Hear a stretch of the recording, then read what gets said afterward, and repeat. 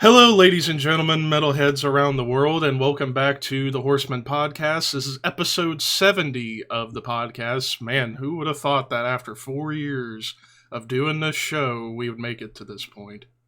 Yeah, I would never thought maybe with my internet connections back in the day, me going to Walmart to record.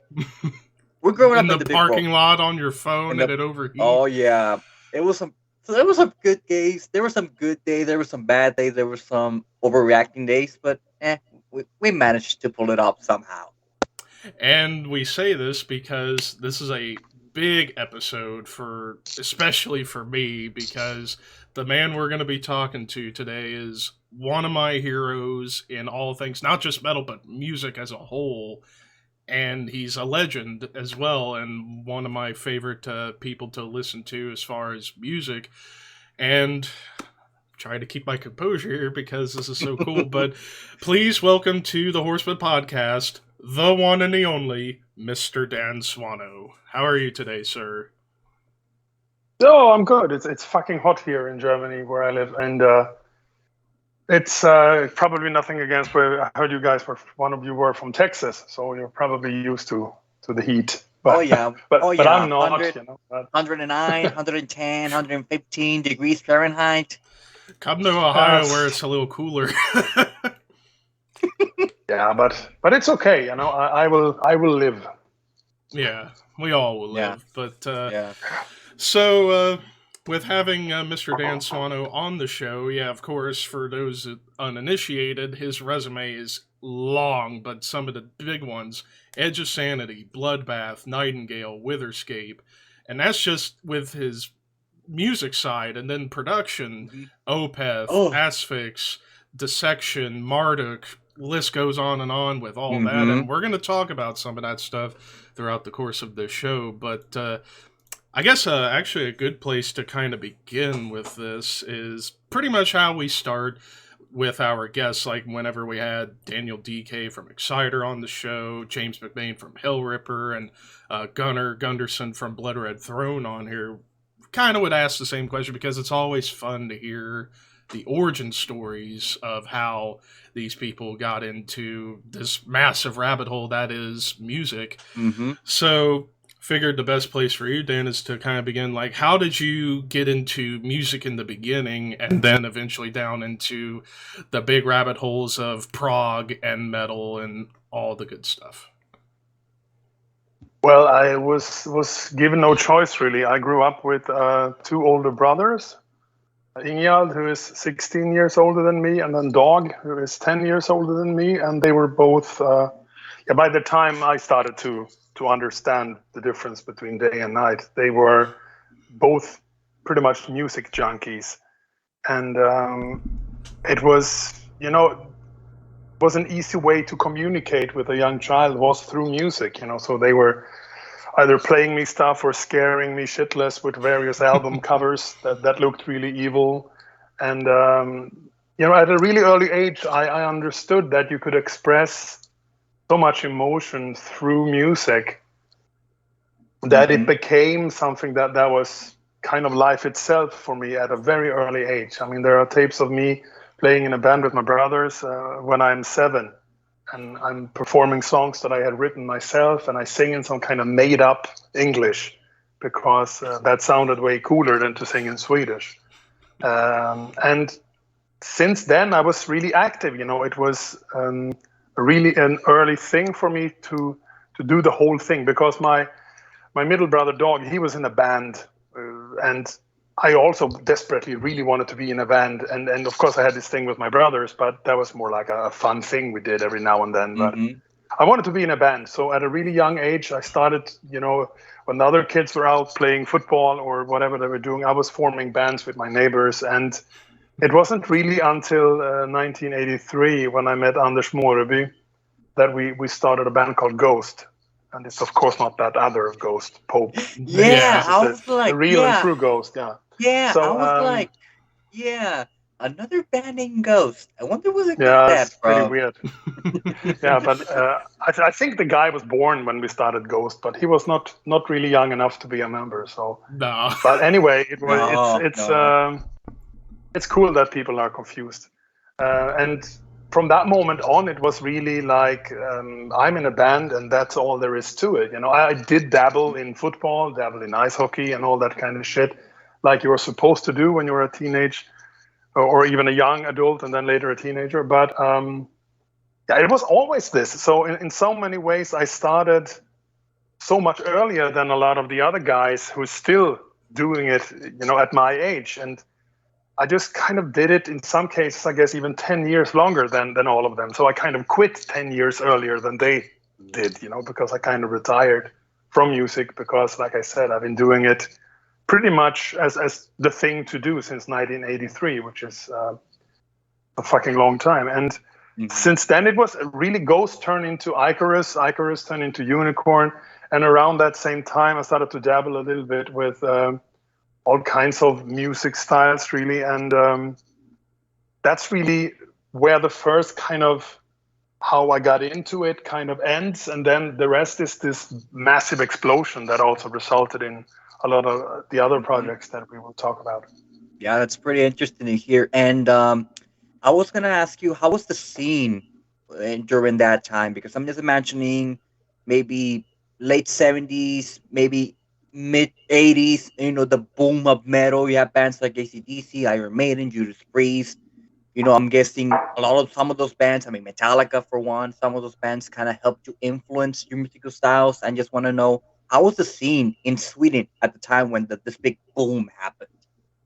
Well, there was always really, I mean, considering that we're not that much people in Sweden, it's just one of those pretty small country, maybe not so much to the size, but the amount of people who live there, especially around late 70s and 80s, it's insane how much good bands that came out of it, considering, I mean, there were bands out of any country, but there was just so many that kind of went and got record deals, some in Sweden, some in Europe, and some even overseas. And we were kind of, the whole social structure was very inspired by the other part of Germany, the DDR version. And Sweden was a big believer in this, that everyone should have the possibility to have a good health care, and no one should have to sleep in the streets unless they really want to, Right. So they took a big chunk of your paycheck, but you had a really good, solid life. And we had the system where they actually paid kids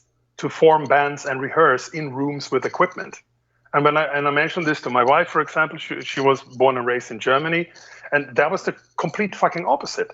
They would not let any kids rent anything to rehearse, and they had to, God knows do what, to get a hold of equipment and, to rehearse in some old shed somewhere. Here, the government were actually paying us money to get together, form a band, and here's a good drum kit, here's a bunch of amps, and it was like, that is one really big reason why this whole thing kind of took off. And around the city where we lived, it was, I don't know, 10, 15, 20 bands. And most of them were rehearsing in this place called FMF, Finspångs Musikförening. And we were lucky to have our own rehearsal room through my brother. And we moved into that rehearsal space in 87. And that later became the first Unisound location. And I left there in 95. So that was a pretty classic place for me, where I spent probably more time than at home during those years. So the scene was good. We had a radio show called Rockbox, which is extremely important in the way that we got kind of raised on this new kind of metal that was coming. He was playing anything from traditional hard rock to really speed metal, black metal, and all that stuff, long before the whole death metal thing existed. And we also had a magazine called OK, that really came out 2 times in a month, and you read that fucking thing these 14 days until the next one came. You read it pretty much every waking hour. I knew some of those fucking magazines by heart. And you read about all this crappy stuff. Doesn't matter if it was hard rock or not. It was something to learn that had to do with music, And I think OK, together with Rockbox, and the fact that you were actually kind of, they wanted you to be in a band, or they wanted you to be in a sports thing, to do your football, hockey. They didn't want kids to just aimlessly wander the streets and smoke and do drugs or whatever, you know. They wanted them to be somewhere safe and then go home. And that paid off in spades, I think, because there's just this 4-part TV thing on Swedish television now about Swedish music on export, which is focusing on only the hard rock and beyond, you know. And there's so many bands that have made such an impact. Some even made subgenres come to life, you know.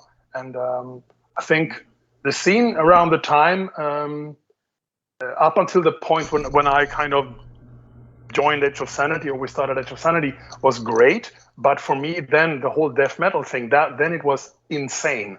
Because you had the local scene, you had then the Stockholm scene, then you had the whole Sweden, and then you had the whole fucking world. Because at one point, I got probably hundreds of letters in the week from all over the globe. Just trading, people buying demos, or just writing to people, you know, back and forth. All kinds of crazy persons that later turned out to be really successful. You know, I was a pen pal with a guy from Volbeat, for example. I made the logo for his death metal band Dominus. And, wow. you know, I didn't know that one day he would be such a mega star that he would headline alongside Iron Maiden and, you know, these really big bands on festivals. And yeah, this other kind of weird coincidences. I just wrote letters to the best of them, you know. And yeah, I would say Sweden had a really good heavy metal scene. And if you're interested in this, there is this encyclopedia of Swedish hard rock and heavy metal by a guy called Janne Stark. It's an A4 book with everything you need to know about any band that ever made a 7-inch or more.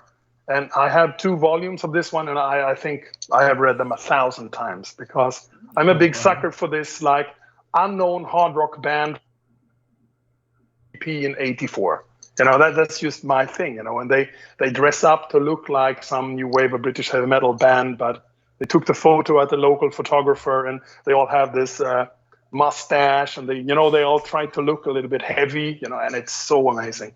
And usually not so good vocals, you know, there are a few exceptions, but, you know, there might be a little bit of, you know, the vocal can have this, you hear that they are from Sweden, you know, but that's also what makes it so charming, you know.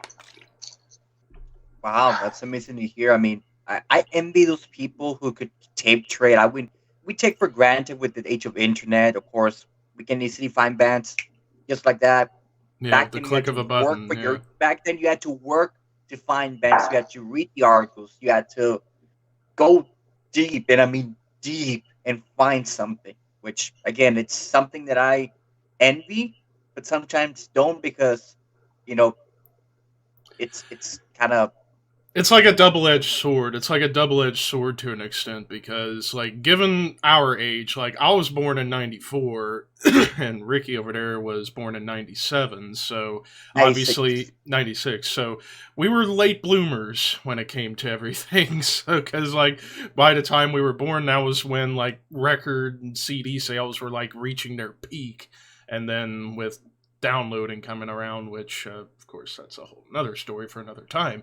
Mm-hmm. But it's like we always describe ourselves, especially myself, as being more built old school than most people our age, because after all, you see right behind me, massive CD collection I've been building for the past, well, I had been buying CDs on and off for about I want to say 8 years before 2 years ago. More or less around there. Yeah, like I had like maybe 300 before Christmas 2020, and then ever since it's now like more than doubled, and that's just because I just love to buy music because I love music so much. And of course we'll talk more about some albums later on, but it is cool to hear that, like, with Sweden, like you said, Dan, being like maybe not so much in the size but just the amount of people.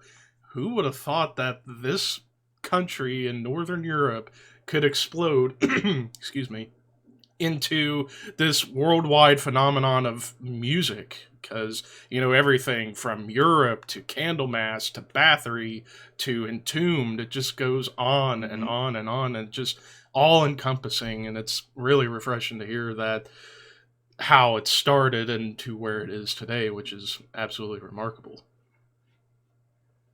But to get into the next question that I have is kind of going back a little bit to like the infancy of the death metal scene, particularly in Sweden. Like you guys with Edge of Sanity kind of around the same time or a little bit after, but like Nihilist, Entombed, Dismember, Carnage, among so many others. Like, what was it like to be at least in that early infancy of that scene and how it exploded by the time albums like Left Hand Path, Dark Recollections, Dreaming in Red, and like an Ever-Flowing Stream, and even like the early Edge of Sanity stuff? Like, what was it like to be at that beginning point of such an iconic scene nowadays? Well, I think it's really like a privilege. Are you still there? Hello. Yeah, we're still sound. Okay. Yeah, we're still here.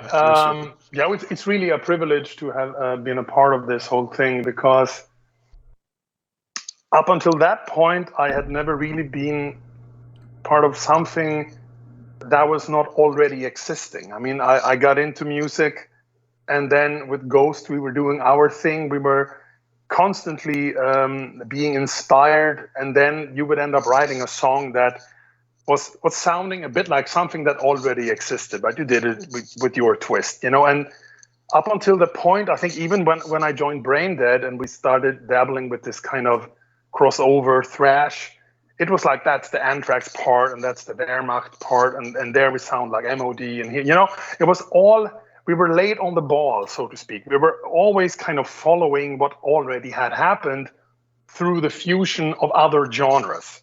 But the feeling I got when I got involved with Edge of Sanity, we were beginning to somehow not wanting to be a clone of just one specific thing, because we felt that there was a shift coming, but nobody really knew to what.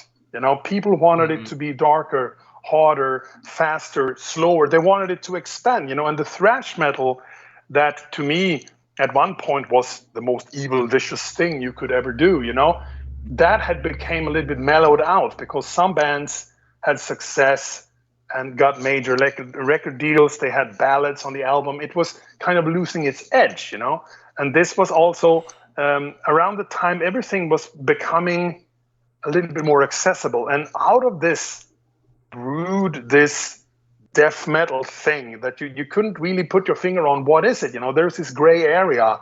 And I think with Edge of Sanity, we were just starting out as a kind of a thrash band, you know, a little bit more aggressive thrash with growling on it, because I had heard stuff like Obituary and Death and so, but the whole thing was a little bit, so what, it was like you were brewing something, you were throwing in ingredients into some kind of thing, and all of a sudden out came this black mass of something, and that was then pure death metal. You just kind of, you took shit and it was kind of distilled and shit were left out and things was, you know, enhanced, and that was then the new thing that had never previously existed. You could not really go back to like 1985 and hear a death metal record that sounded anything like something like Left Hand Path or the first Carnage album or something. That was a new thing, you know, the way that certain things were not allowed on a death metal albums. And you had a specific drumming beats, you had specific styles of riffing, you have even a guitar tone. If you were from Sweden, you were aiming for that kind of heavy metal pedal kind of sound. And I just enjoyed so much to be a part of something that had not previously existed, you know, that I was, for once, I was not really one of the originators of this pure death metal stuff, you know. I was still a little bit late on that, but I came in and I was there at the kind of demo stage, first album stage of a lot of those bands. And then I just could pick and choose what would be the thing that we would be doing. And by the time we got to around, I would say mid-91, then you had kind of then something new existed. It was not there a couple of years earlier, nothing like it. And there was, we could, just like the guys who invented hard rock, they could take a bit blues, they could take a bit from the jazz scene, they could take all this and fuck that shit up. And then you had stuff like Deep Purple, and then, you know, other bands could combine, and all of a sudden they combined new wave of British heavy metal and punk, and then you had Venom and you had Metallica and all this. We did the same, but we created something unique. And once you had that black ball of death and evil, you could then, after a while, start experimenting with what you could add to this one without diluting it too much, you know. And we brought in a little bit more melody, a little bit more experimentation, and then it kind of became this what thrash metal had been. Then it mellowed out a little bit, became all kinds of things. Then black metal came in and was this new evil thing on the block, you know, that had to be raw and evil and pure. And then they started fucking with that too, with orchestras and God knows what, you know. So it was all the time this, that you distilled something down to its bare core. And there came out a few really milestones, you know, breaking albums. And then it imploded again. And I'm just so happy that I didn't have success with a thrash metal band that sounded like Testament, you know, that we could actually, I had success with something that was not really following any given rules by a genre that had existed for 5 years. So for me, that was extremely special, actually. Yeah. Yeah. Now you mentioned black metal. Of course, Edge of Sanity is very associated with Black Mark Productions. Of course, the most infamous band out of that whole lineup is, of course, Bathory.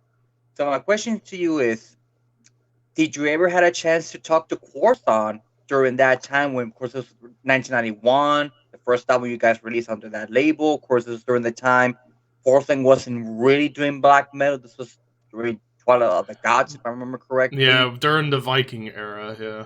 Yeah, so how was that? I mean, how was Quorthon in the studio? Did you ever had a chance to talk to the guy? Or maybe, who knows, you would have loved to collaborate with Quorthon in some future projects that you would have loved to be a part of? Well, I think to be the first label ever signed to the label that then became Black Mark, when we signed, it was still Typhon. And Boss was, you know, he was dead set on getting one of those death metal bands, you know, and re-released the Bathory albums and then signed some new bands. So the only Quorthon-related or Bathory-related anecdotes from my musical past is it turned out that Quorthon liked the Kurnugia demo from Edge of Sanity enough to tell his father, Boss, to sign us. Oh, wow. He thought we were cool. Oh, wow. That was the first cool one. And secondly, it turned out that we were actually rushed into the studio less than a month after Boss had told us at the gig we did with Entombed that he would sign us.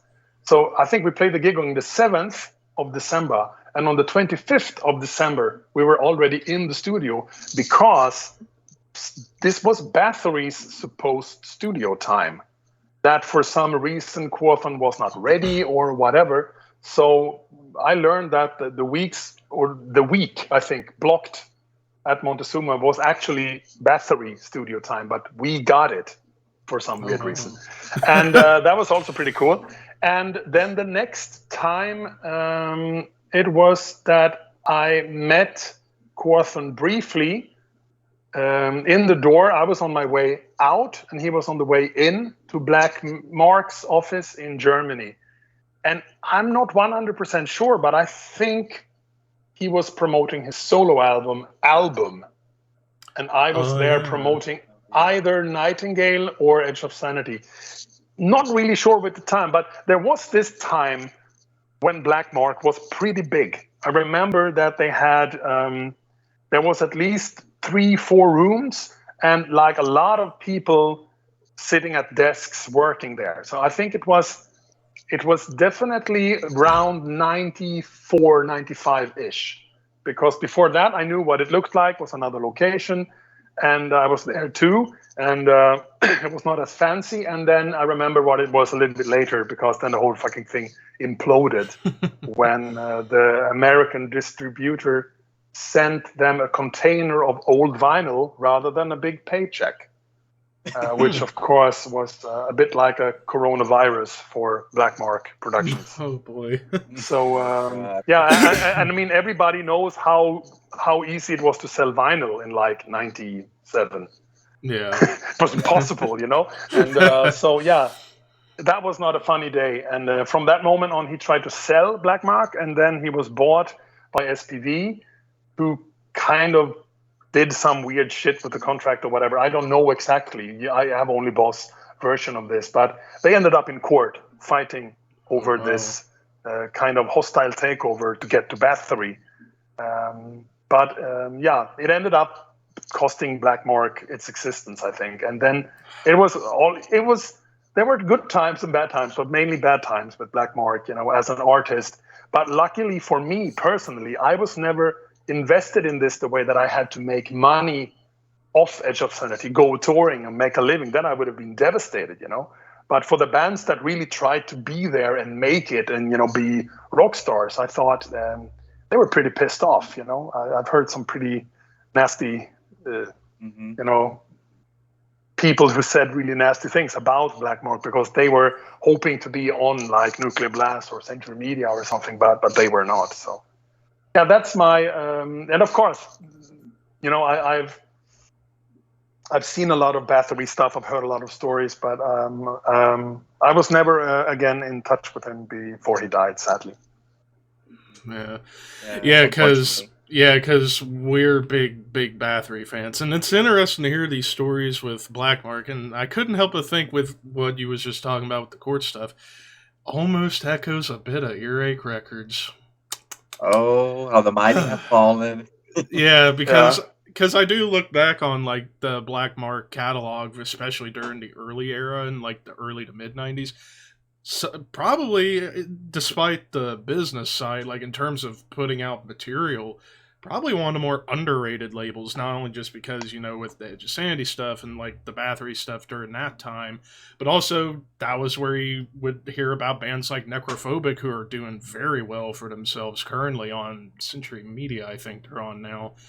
So yeah, upsides and downsides, just like any business or form of art and stuff like that. But it is interesting to hear these stories and such. But now to kind of get back into Edge of Sanity a little bit, of course, I wanted to talk about these two albums in particular because, and Ricky's laughing because he knows how much I love these albums, Crimson and Crimson 2. Like, whenever we did a previous episode where we talked about top 10 concept albums, I had both of these albums near the top of the list up there with like Operation Mindcrime, Opeth Still Alive, Abigail King Diamond, among so many other classics.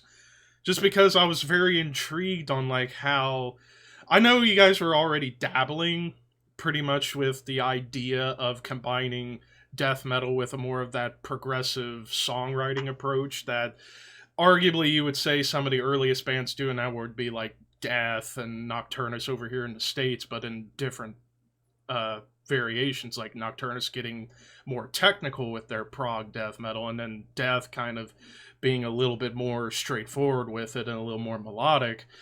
And then you get Edge of Sanity over there at the same time, like around Spectral Sorrows, Unorthodox, and Purgatory Afterglow, really expanding on what was going on. And then you get to Crimson, just one 40-minute song. And it's like, I thought Dream Theater had long stuff, but then this album comes out, and and of course I discovered it late, so this kind of ties in a little bit to like how I discovered you. This goes back to, could have been, I want to say it was 2014? Yeah, 2014.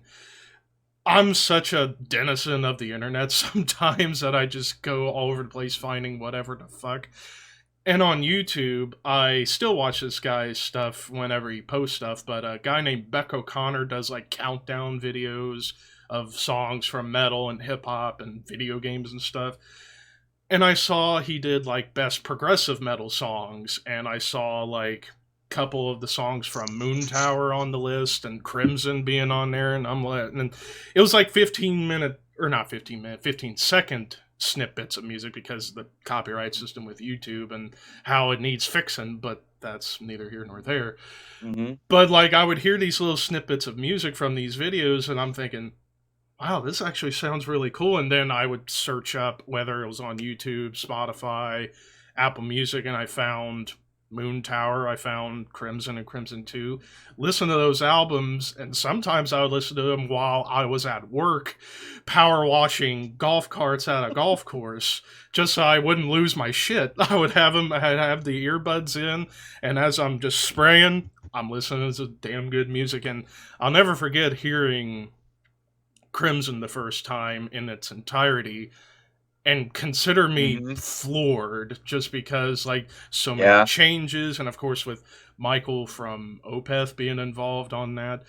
And then you fast forward to Crimson 2, still the same story for the most part, but it sounds a little bigger, obviously, because 2003 Three. when it came out. Yeah. And Down there. it's just like, and also longer, 3 extra minutes. But I really love those albums for that balance between brutality and beauty.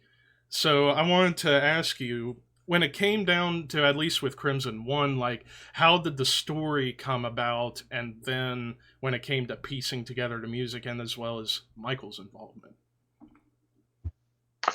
Well, I think the storyline was a combination of a couple of movies, and just like this basic idea of I kind of had like, what would happen if no kids could be born, that you knew that Mm-hmm. that it was the clock was ticking, and this hourglass was just shrinking, or what you would say, and there would be no future generation. And that was all some thought in the back of my head that could be interesting. What happened then if a child was born into this drought, or what you want to call it, of birth? And there was also this scene in there's a TV series called Riket, it's a Danish thing from Lars von Trier, where there's this really disturbing scene where there is a young girl in one of those weird tubes full with alcohol, like you normally would see snakes or whatever.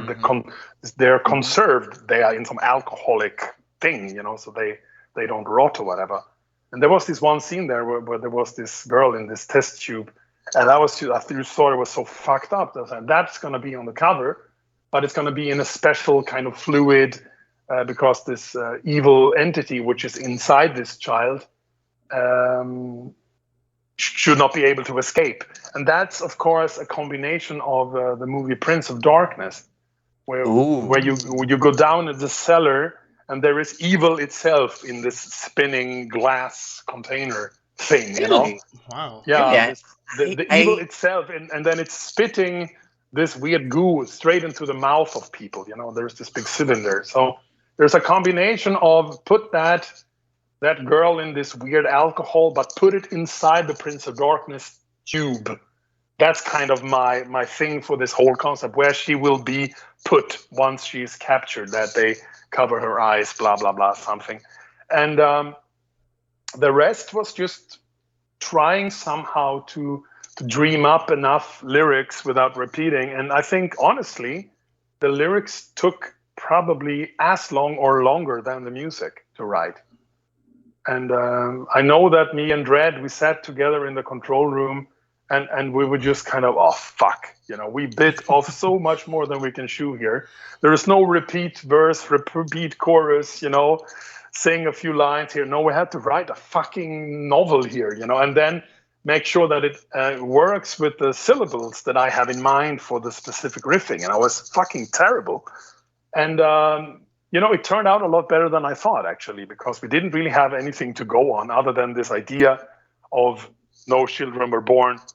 All of a sudden, a child is born. This child is pure evil, and let that work for 40 minutes, however possible, But we did, and I think musically it was born out of. I mean, I always wanted to do one track album because I grew up on that kind of stuff, And I think I had recently got back into it with Jean-Michel Jarre, have Oxygen and Equinox, and and that kind of stuff. And I think pretty much everything Jean-Michel Jarre did for a while was called one thing, and then you had part 1, 2, 3, 4, 5, 6, whatever, and they all kind of flow together, except where you have to cut for vinyl side A and B. So I wanted to do that, and I remember Mikael Åkerfeldt mentioning that he wanted to make a one-track album, so I kind of stole the idea from him to piss him off a little bit. And but honestly, it was more about how the fuck do we follow up Purgatory Afterglow? How do we get 10 songs that have that kind of thing going to make, you know, to just make that traditional follow-up that so many bands did. You know, you had Arise after Beneath the Remains. Yes. You know, they just kind of the same, just one more time and make it a little bit better, you know. And I didn't want to do that. I didn't want to make another Purgatory Afterglow. So I just thought, what the fuck we do then? And in the end, I just came up with this idea to just get together, the 5 of us in a room for the first time in a really long time, and just write. And I came up with the intro riff. I mean, the very first riff was a riff that I stole for myself from the Nightingale record, which was in the last song of The Breathing Shadow, a riff that I felt didn't get enough attention. So I thought that would be a cool thing to just throw in there and kind of connect a little bit, because the guitar tuning that I am using for my guitar all over Crimson is the guitar tuning I had for The Breathing Shadow from Nightingale. So it's kind of a continuation, a morph a little bit between Edge of Sanity and Nightingale. And so we did that riff and we just kept doing it for as long as possible. And then we said, okay, what now then? It could come some kind of soft bit, you know, and then I made that soft bit up and then we just went with that one. And then I remember I was in the vibe that we could go on like that forever, you know, being one of the few persons in the world that had heard Opeth's Orchid at the time. They were never playing really fast. They didn't have any of the traditional things. And I was really hoping to make an album that was at the fastest pace mid-tempo. But I remember after what is then the playing time up at maybe 2-3 minutes, I remember, I think it was Dredd who said, when we're going to stop this fucking Pink Floyd bullshit and play some metal. And I'm like, what do you mean? You know, this is how it's going to be. You know, we're going to be like this? No fucking way, you know. And then, what the fuck then? And then we made this first fast bit, you know. And from that moment on, the whole kind of early Edge of Sanity vibe that we were having around 91, 92 came back into the room, with Benny playing extremely fast and getting his classic single kick drum rolls in there, and you know, and we just went with it. And then after that first fast riff, it's just like, okay, let's just stop here and get back into the first riff again, but you know, blah blah blah. And so we wrote the whole fucking thing as you hear it, up until the point where I felt, you know, here we could actually now start repeating stuff a little bit more, you know, getting back to what's almost like a verse, but still kind of throw in new riffs. So there's this, first we just kind of bigger chunks of new material, but once we are past like the 20-minute mark, there's more old stuff coming back in, but then there's to spice shit up every now and then a little bit of a new riff, you know? And the funny part about Crimson is that it was never played from start to finish, but it was flowing in such a way that it never felt like 40 minutes. I mean, I have mixed 5-minute songs that feels longer than Crimson, because it is kind of how we felt in the room at the time, having heard the bits before it. When we were getting like a little bit bored, it's a little bit too long now. Okay, let's just play 8 times this riff. Then it gets fucking boring. These days, when you put shit together in the computer and you can just copy paste or, you know, whatever, you miss the big picture a lot of times. You haven't been in that room with that music for 4, 5, 6 hours. You know, you go in there and you edit a little bit, you know, and this time when you wanted to hear a riff, you fucking played it, you know? So that's how some of this stuff evolved when we were rehearsing through the stuff and always going back a couple of minutes. And then we felt that the new part must have this tempo, it must have that vibe. And then we just kept building. You know, it was kind of uninterested what was happening 5 minutes before, but the riff and what happened, because the tempo sometimes had to go down, you had to think about the key. So there was no click track, there was nothing like that. It's just all a kind of organic flow through the whole thing based upon what we felt at the time, just having played the part before. And that's why I think it works so much better flow-wise than a lot of those albums, even the ones from the 70s, actually, that I have learned now were spliced together from various jams or whatever. You know, they all had this strange transitions because the bands never really played them. They just rolled parts and then just chopped them all together. Oh, this is a 30-minute song, you know? And then they had to learn to play the thing, the poor bastards, you know? But this is not how we did it. I mean, there's nothing complicated on the whole of Crimson. There is no complicated riff or anything like that. So it's not progressive in the technical term. It's all very easy to perform, and that's also the way we always wrote, you know, because I'm not really a fan of this middly fast, look how good I am at playing shit, you know. I come from a different musical background than that, you know. Yeah, I was gonna say, to that point you just made about when people just do nothing but just whack off on the guitar, which I can enjoy it from a certain aspect, but after a while it does get old. Like I've even said many times, especially whenever I'm reviewing music, especially tech death stuff, it's like I'm very picky about tech death. If it's too clean and too much of the crazy noodling sweeps all the time and not enough hooks, doesn't bring me in as much. That's why I always appreciate bands like Nile, for example, because they have moments like that, but they're able to slow things down and subdue it down to its rudimentary element and get very evil and very atmospheric, and that's, or at least have it on a more brutal scale, like a band like Dying Fetus, for example, who they can do the sweeps all they want, but they can write damn good hooks and some really cool slow down stuff. So if it's brutal or it's willing to subdue down to the absolute simplest element, that's the kind of tech death I like, where it's just constantly it could kind of lose it for me. Yeah, of course that would get Ricky to crack up, but yeah, it's cool because and also that's the kind of like prog death I like, is where it's not the technical side of prog, but in just the way everything is constructed that feels prog. After all, that's always the way I've described prog. It's not always about who can play the fastest and who can do the shreddiest solos. It's all about what is the music doing and how it's put together. That's always been the way I interpret it. But yeah, and then of course with Crimson 2, a fantastic follow-up, and of course completely different vibe. You know, it sounded a little bit bigger, and of course with more keyboards, and I loved your keyboard performance on that album. It definitely gave it that like 70s flair to it, I would say. So I have to commend you on that one. Thank you. Yeah. But it's funny to think, people now, back then would complain about a 40-minute song. Trust me, nowadays we have songs that are close to 2 hours, maybe 3 hours long. Bell Witch. Bell Witch. Which, don't get me wrong, fucking amazing. Yeah. You know, in its own right. But now we're going back a bit further into your career. So we're huge Dissection fans as well.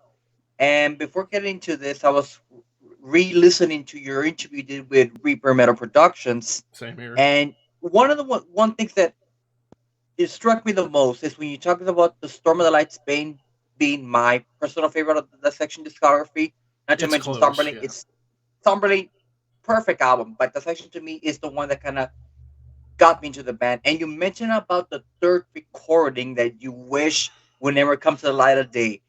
I just want to ask you, how bad is it in terms of mixing it? Because you talked about it that you wish this doesn't come to the light of day, and a part of me wants it to come to the light of day. The natural curiosity. A curiosity, yeah. So if you can elaborate on that, of maybe is it maybe now good to release it, or hopefully it doesn't ever get released? It's, you know. Well, I think after I did that interview, or I did some other interview, I found out that the first mix is on Spotify called Rough Mix. Mm. And the second mix I did is also on Spotify called like Alternate Mix or something like that. So it's all out there. You know, there's nothing. I mean, the part of the first mix we did was all done in the first location in Finspång. And it was somehow sounding a little bit more how I thought the band wanted it to sound. Less of this modern metal and more of like old 70s and early 80s kind of vibe, which meant that the sound doesn't have that shining treble and this thundering low end. It's all more like mid-range kind of thing. It sounded a little bit smaller. But of course, the band and I think also the label didn't really like the sonics in the end. I thought they it just didn't turn out. And I remember also doing the first remix when I had moved locations to Örebro. Jung wanted to re-record certain things. He did some guitar parts, he did some vocals again. Mm-hmm. So what's on there as this rough mix also have different versions of guitars and vocals. I'm not sure where and what, but I actually went through some of the Light Spain when I was mixing the Tulcandra album a while back. They're like Dissection tribute dudes. Yeah, they're fantastic. They wanted that kind of guitar tone, the rhythm tone. And when I was kind of flicking through Storm of the Light Spain, just focusing on the rhythm tone of the guitars, I realized that there's not two songs that have the same rhythm tone. They're all different. And sometimes even within the songs, the rhythm tones are different. Because of this, that Jon wanted to re-record certain bits. And it was impossible for me to recreate that exact tone because it was like a completely new fucking studio and I didn't have the same gear, nothing. Right. But it came pretty close. And I don't think when you listen to the album from the beginning to the end, I don't think you're ever like, oh, what the fuck happened to the rhythm tone? It's all kind of in the ballpark. But when you were like jumping inside a program with all the songs lined up and you go from like 3 minutes, 12 minutes, 20 minutes, you know what I mean? Then the kind of sound within the guitar tone changed, like the cab tone is slightly different. And then I realized, oh fuck, what is then the rhythm tone, you know? And then I found that there was this one bit in the Crimson Death song where the guitar sounded so good that I thought this is how they should sound on the whole record.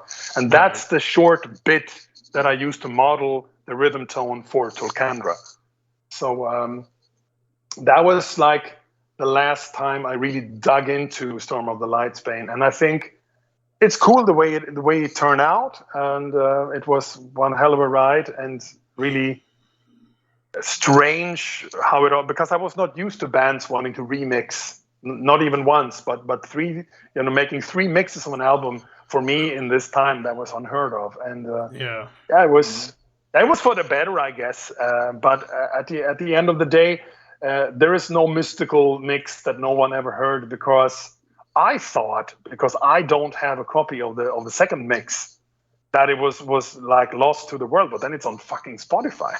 So I was like, okay. Yeah. So but there is actually the very ultimate version of the Somberlane is coming out soon on CD, LP, and cassette through Black Lodge, the record company from Sound Pollution, in October. I did the very definitive remastering of that one a bit more than a year ago. And it had been remastered a couple of times and it was just not really adding anything to it. So it's more reverting back to the very original version and then just making sure that it sounds cohesive. Some of the songs are different volumes and shit. It was a really sloppy original mastering job, not by myself. I was not even present. So it was great to go back and kind of shape it up in the way that it should have sounded when it came out. And there are some songs that have absolutely no difference whatsoever in tone or volume to the original CD version. But then I've made sure that the whole album have that kind of magic tone, because I was mixing on an old analog kind of PA console, and there are differences, that I small tweaks I had to make to make it a more enjoyable listen. But finally, it sounds like it should, and I hope they will replace the shit that's on Spotify also with this definitive remastering. Yeah, because there's been some remasters along the years that have been great, but there's some that Megadeth. that they should have left it how it should. Just couldn't leave well enough alone, Dave. No. But again, another rabbit hole that I'm not gonna bore people with, but but yeah, it's interesting that the new version of Somberlane, well, the ultimate version, I'll have to make a mental note and might get that, because the version I got is a 1-disc, and I can't remember what label it was from, but I got the version of Storm of the Lightsbane, that was a 2-disc that had both the rough and alternate mix, as well as the cover songs as well that ended up on there. So yeah, pretty much, yeah, so that takes care of the section thing. But now this, I have been debating about with this question, because going back to with Moontower, like, I would say, like, going back to like how I got into you, that was still one of my favorite things that you have ever done. In fact, I was re-listening to it last night on YouTube to kind of take me back to when I first heard it. It still is incredible, like that whole,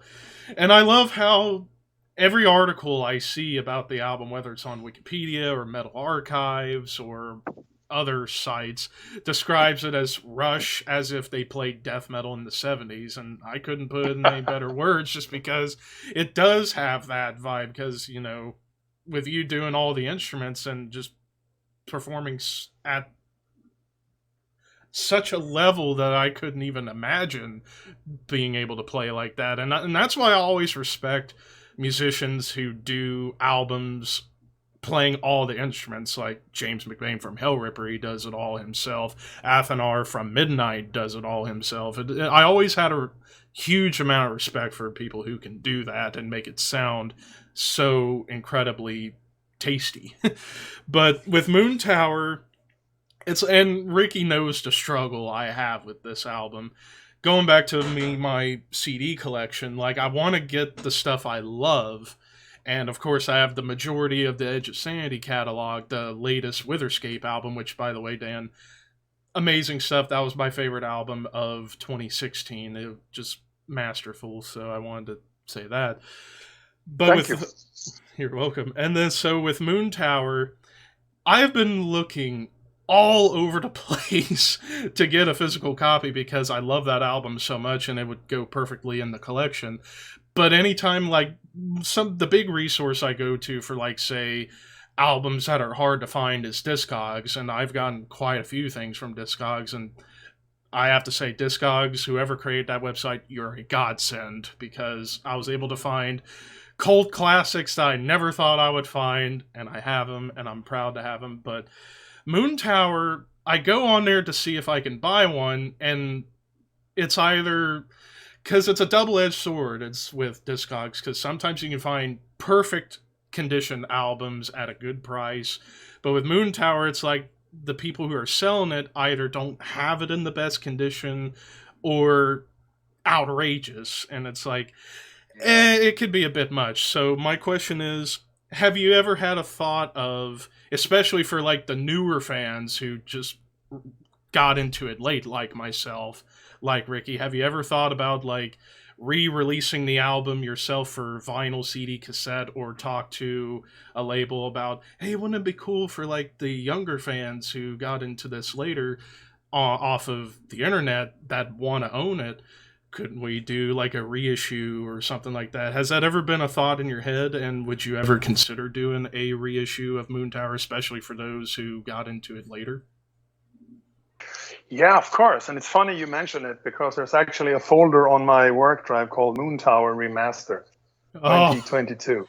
Oh. So, the news are that we will get all the rights back to all Edge of Sanity albums. I will get the rights back to Moontower, and I will get the rights back to all Nightingale records, except Retribution, which is, of course, on another label.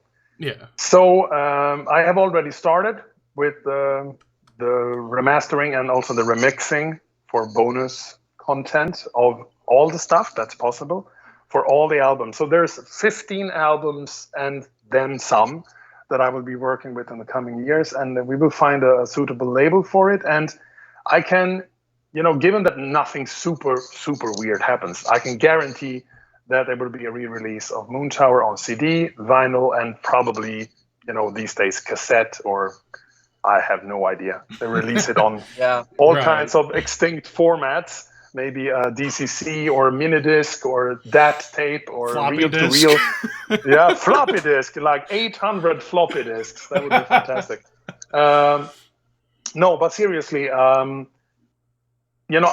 feel your pain. I went through a period pre-Discogs when I was trying to find an album with what's still called the new Marillion singer who joined in '89. His previous band was called How We Live, and that's one of my top 20 of all time albums. But I just couldn't find the fucking album. It was only released on LP, and it's one of those things they kind of bombed. They didn't sell, so they didn't press that many, and nobody really bought it. So it doesn't really end up anywhere in the secondhand bins either. So that's what happened with Moontower. It fucking bombed. Nobody really bought it. Nobody really understood it, apart from a few. So I guess it was out of print pretty instantly. And all the people who bought the album, they either sold it and someone else bought it within the time span. It's like, who the fuck is this guy doing Cookie Monster over fucking prog shit, Or, this is amazing and so fresh. That all happened in before the Millennium Switch. Then it was completely gone. With Black Mark completely went out of business and came back. And they never reprinted Moontower. And, that was the thing. It kind of died a horrible death. And it was re-released on vinyl not too long ago. But also that was then a one-off or maybe a two-off. I'm not so sure. But I do remember selling it, signing it, and that was a resurgence of Moontower there for a bit. I did a new cover for it because they couldn't find the original artwork and all that shit. But as a CD, it will come back, and there will be a remaster of the original, and there will be some bonus stuff. There's not that much actually, but all the possible demo stuff that's floating around. There's a couple of in the making stuff, and just 2 guitars and a drum machine, and whatever a nerd could enjoy will be on the CD as a kind of. I personally love that kind of shit. I would love to hear. There is no. The nerdiest is I have this Gentle Giant box set where you hear some old tape of the guy actually writing one of the songs, recorded on a little dictaphone, and it's lying on top of the piano, and it's like, ding, ding, ding. No, wait, ding, ding, ding, ding. Oh, wait, ding, ding, ding. Oh, that's better. And all that shit is just on there, And I think that's the bonus material I want. I don't need a disco mix or whatever. I need the guy writing the fucking thing, if that's around, So I just have all those old cassettes with the Moontower riff ideas, and there will be pretty cool. There might be some alternative. I know there's an alternative mix of one song, I think, and this and that. But yeah, it will be out, and it will be cool. And you have to give it a couple of years. Yeah. Because I don't know how often you can release something again without people going wow, this is way too soon. I just bought the other re-release, So it might be that it's spread out over years and years. But Moontower will be its own, So that might actually be one of the first to get re-released. And then you will go chronologically or reverse chronological. I do not know. But, in 5 years' time or whatever, all the shit I ever did with Black Mark will have been re-released in its ultimate final form, and that's that. Yeah, it's kind of cool to think that a lot of people from our generation don't really collect physical media, which is a shame because you should, because there will be a time in history when maybe a Spotify or Apple Music won't be around. accessible, won't be around to you, and of course, people like who collect CDs like ourselves, vinyls, cassettes, you actually have the physical media which you can actually play it and enjoy it. So, are you more of a vinyl guy or a CD guy, or maybe cassettes? Yeah. I think back in the day, I was I really had a thing for CDs for a long time because they came during the time when I was in it. I was buying albums, vinyl albums, and then I started to like realize that there's a lot of those crackling sounds, and you heard that it's not really a true representation of the master because they had to do weird shit to fit the music on the vinyl. You have to make it a bit more narrow. You have to cut the bass. You have to do all that. You have to fuck shit up in order to make it fit on the vinyl without breaking shit, Yeah. So when the CD came out, I still remember hearing Operation Mindcrime on CD for the first time, and I was just like, I'm not going back, it's no fucking way. So I bought all the classic stuff. I remember hearing Night at the Opera with Queen for the first time, Led Zeppelin 4, hearing Stairway to Heaven without tape hiss or crackling sounds was like, something missing. It's totally here. refreshing. Yeah. So I have a decent amount of CDs, but I don't really play them. I do them out every now and then. I mean, I have all the work I have done. Sadly, I sold a lot of shit when I was not feeling. I was kind of broke and not feeling so nostalgic. So I did sell some shit on eBay and got some really good money for demos and CDs. But some of the stuff I still have, and I always get the new work that I do on vinyl and CD, and I put it in my big IKEA shelf. And I would say I prefer vinyl for the vibe of it. Mm-hmm. It wasn't really until you get the vinyl of the stuff that you felt, fuck, I made an album. Mm-hmm. When you get the CD, it was just like, I could have printed the cover in a color printer, burn my own CD, put it in a box. It would be kind of, but you could not do that with vinyl. Then you had to be a very handy person, to get that shit together at home. And I remember just kind of putting the needle on some of the stuff that got released in the last years, and it's like, fuck, it's on vinyl, So that's for the vibe of it. But to be brutally honest with you, I don't really listen that much to music other than what I do at work. And when I do, it's either the 1,000+ songs I have on my phone in like a shuffle play, or I listen to some 80s soft rock playlist on Spotify when I'm cooking. That's kind of it. It's like I'm so over music by the time I quit my 8-hour workday that when it is something, it's pure background music or nothing. Podcasts. Yeah. I tend to listen to podcasts pretty much always. Yeah. So, yeah, and like the way that I do it with CDs is, and I always say it's the smart way to go about it to take care of everything. I have 2 computers. I have this one that we use to record and or stream stuff and whatnot.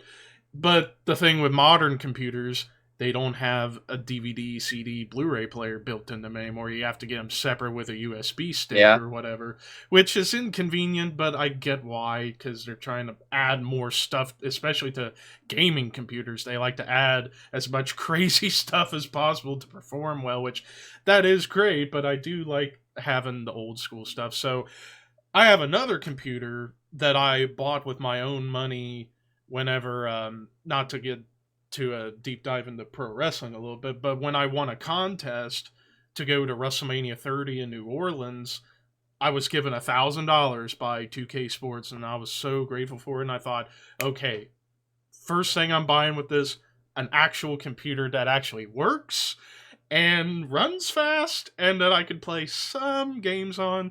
And thankfully, this one has a CD player built into it. I still keep it around basically for this purpose now. Anytime I get CDs, because, back in the days you had like Windows Media Player where you can rip the CD onto the computer, so that way you could still listen to the music on the system, but still have the CD to keep it in good shape. Because I had a tendency when I was a kid to just fuck shit up, whether it was tapes or CDs or whatever. So thankfully I'm much older now and I'm smarter with that stuff. So I try to be as resourceful as possible, but I always thought that was like the smart way to go. But to the next thing I wanted to talk about, and this one I have been dying to talk about because, well, with them having a new record coming out in a couple of weeks, I figured it'd be a good time to talk about your time in the legendary Bloodbath. You know, in my opinion, out of every supergroup that has ever existed, past, present, I will die on this hill when they put me in the earth.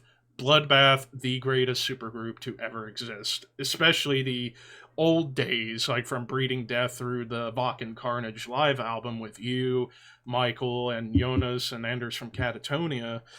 So I wanted to ask about like any crazy stories, because I know there's this long story of Michael vomiting blood when recording Breeding Death and stuff like that, and of course the albums, because I always looked at Bloodbath, especially the early stuff, like that mixing of like like the mix of the classic Swedish death metal HM2 tone, but also mixing in a little bit of influence from the old school American death metal scene, like Death and Cannibal Corpse, Morbid Angel, and so on and so forth. So what was it like, and like how did Bloodbath come together at first, and as well as the album I'm particularly interested in the most from the early days is Resurrection Through Carnage, the debut album, just because it sounds so gritty and nasty and awesome. So how did Bloodbath come about, as well as the any great stories from the day, as well as Resurrection Through Carnage? Well, the best supergroup ever is Asia. You know, there's no doubt. Bloodbath, you know, forget about it. The heat of the moment. Yes. Exactly. Yeah. No, honestly, I mean... And I was there. I'm a huge Asia fan, so... But it's cool that you dig Bloodbath. I mean, I do too. I like that early shit. And, well, try to make a long story short. What happened was... The very, very, very, very beginning of Bloodbath was when the guys from Catatonia was recording For Funerals to Come with me in the studio in Finspång. They mentioned that they wanted to start a death metal project that sounded like Malevolent Creation and Gore Guts and that kind of stuff, you know, this American death metal. And they were going to call it Bloodbath after a Cancer song because they were big Cancer fans. And they drew something about that in the guest book from Unisound. And they wrote, "When will Bloodbath record?" But of course in Swedish. And I thought, that's funny, you know? And I kind of saw it in my mind's eye how these guys would come back and record Bloodbath, you know, the two of them, like they were doing with Catatonia in the early times there in 92. Just Jonas and Anders show up, and why couldn't they do a death metal thing? But the years went by and it never happened. And for some reason after... You know, I just knew about that Bloodbath comment in my yearbook because I used to go back to it when I was feeling nostalgic and just reading through and I think. And there was this machine I had to learn more about because I was thinking about buying it. And it was one of those hard disk recording machines with 16 tracks. It was really in its infancy and I was not really 100% sure if I wanted to invest all those thousands of Swedish crowns in a machine and not having tried it properly, you know, giving it a real good run. So I called them up. I think I called Anders and say, "Hey, what about forming Bloodbath? And you come here for a weekend to record some old school death metal." And he was like, "Yeah, fucking cool. You know, I'll bring Jonas." And I think later on, he said, "Yeah, Mike is coming along as well." I said, "Oh, fucking cool." So it was more just the guys coming down to record something. So I could try it in like a situation where you did drums, bass, and guitar, and maybe even scratch vocals, I don't remember, at the same time to see if I could actually, if shit was working, you know, because it was one of those little 2.5-inch hard drives that was in the early laptops, and I didn't want any strange lagging or latency or whatever. And we wrote and recorded 2 songs in a pretty short time. And that was Breeding Death and Ominous Blood Vomit. And luckily, we did a rough mix of it on a cassette. And then we went home, and I think we partied and had a good time and listening to the rough mix in my kitchen, I remember. And that was that, and the deal was that I would mix it, and we would kind of, just have it like all the other shit, And then I went down to the studio again to record Sisters of Mercy cover version, the second one. I did the first one, disappeared somewhere in the mail, and I didn't have a copy, so I just had to re-record it, which is the easy way, of course. But I thought I will do it in another vibe, do it like in a Moontower version, with the mini moogs and all that kind of shit. And I liked the sound so much of what we had done with the Bloodbath session, so I thought I would just use the same session here, but I will use the copy session or whatever you did in this little tiny display.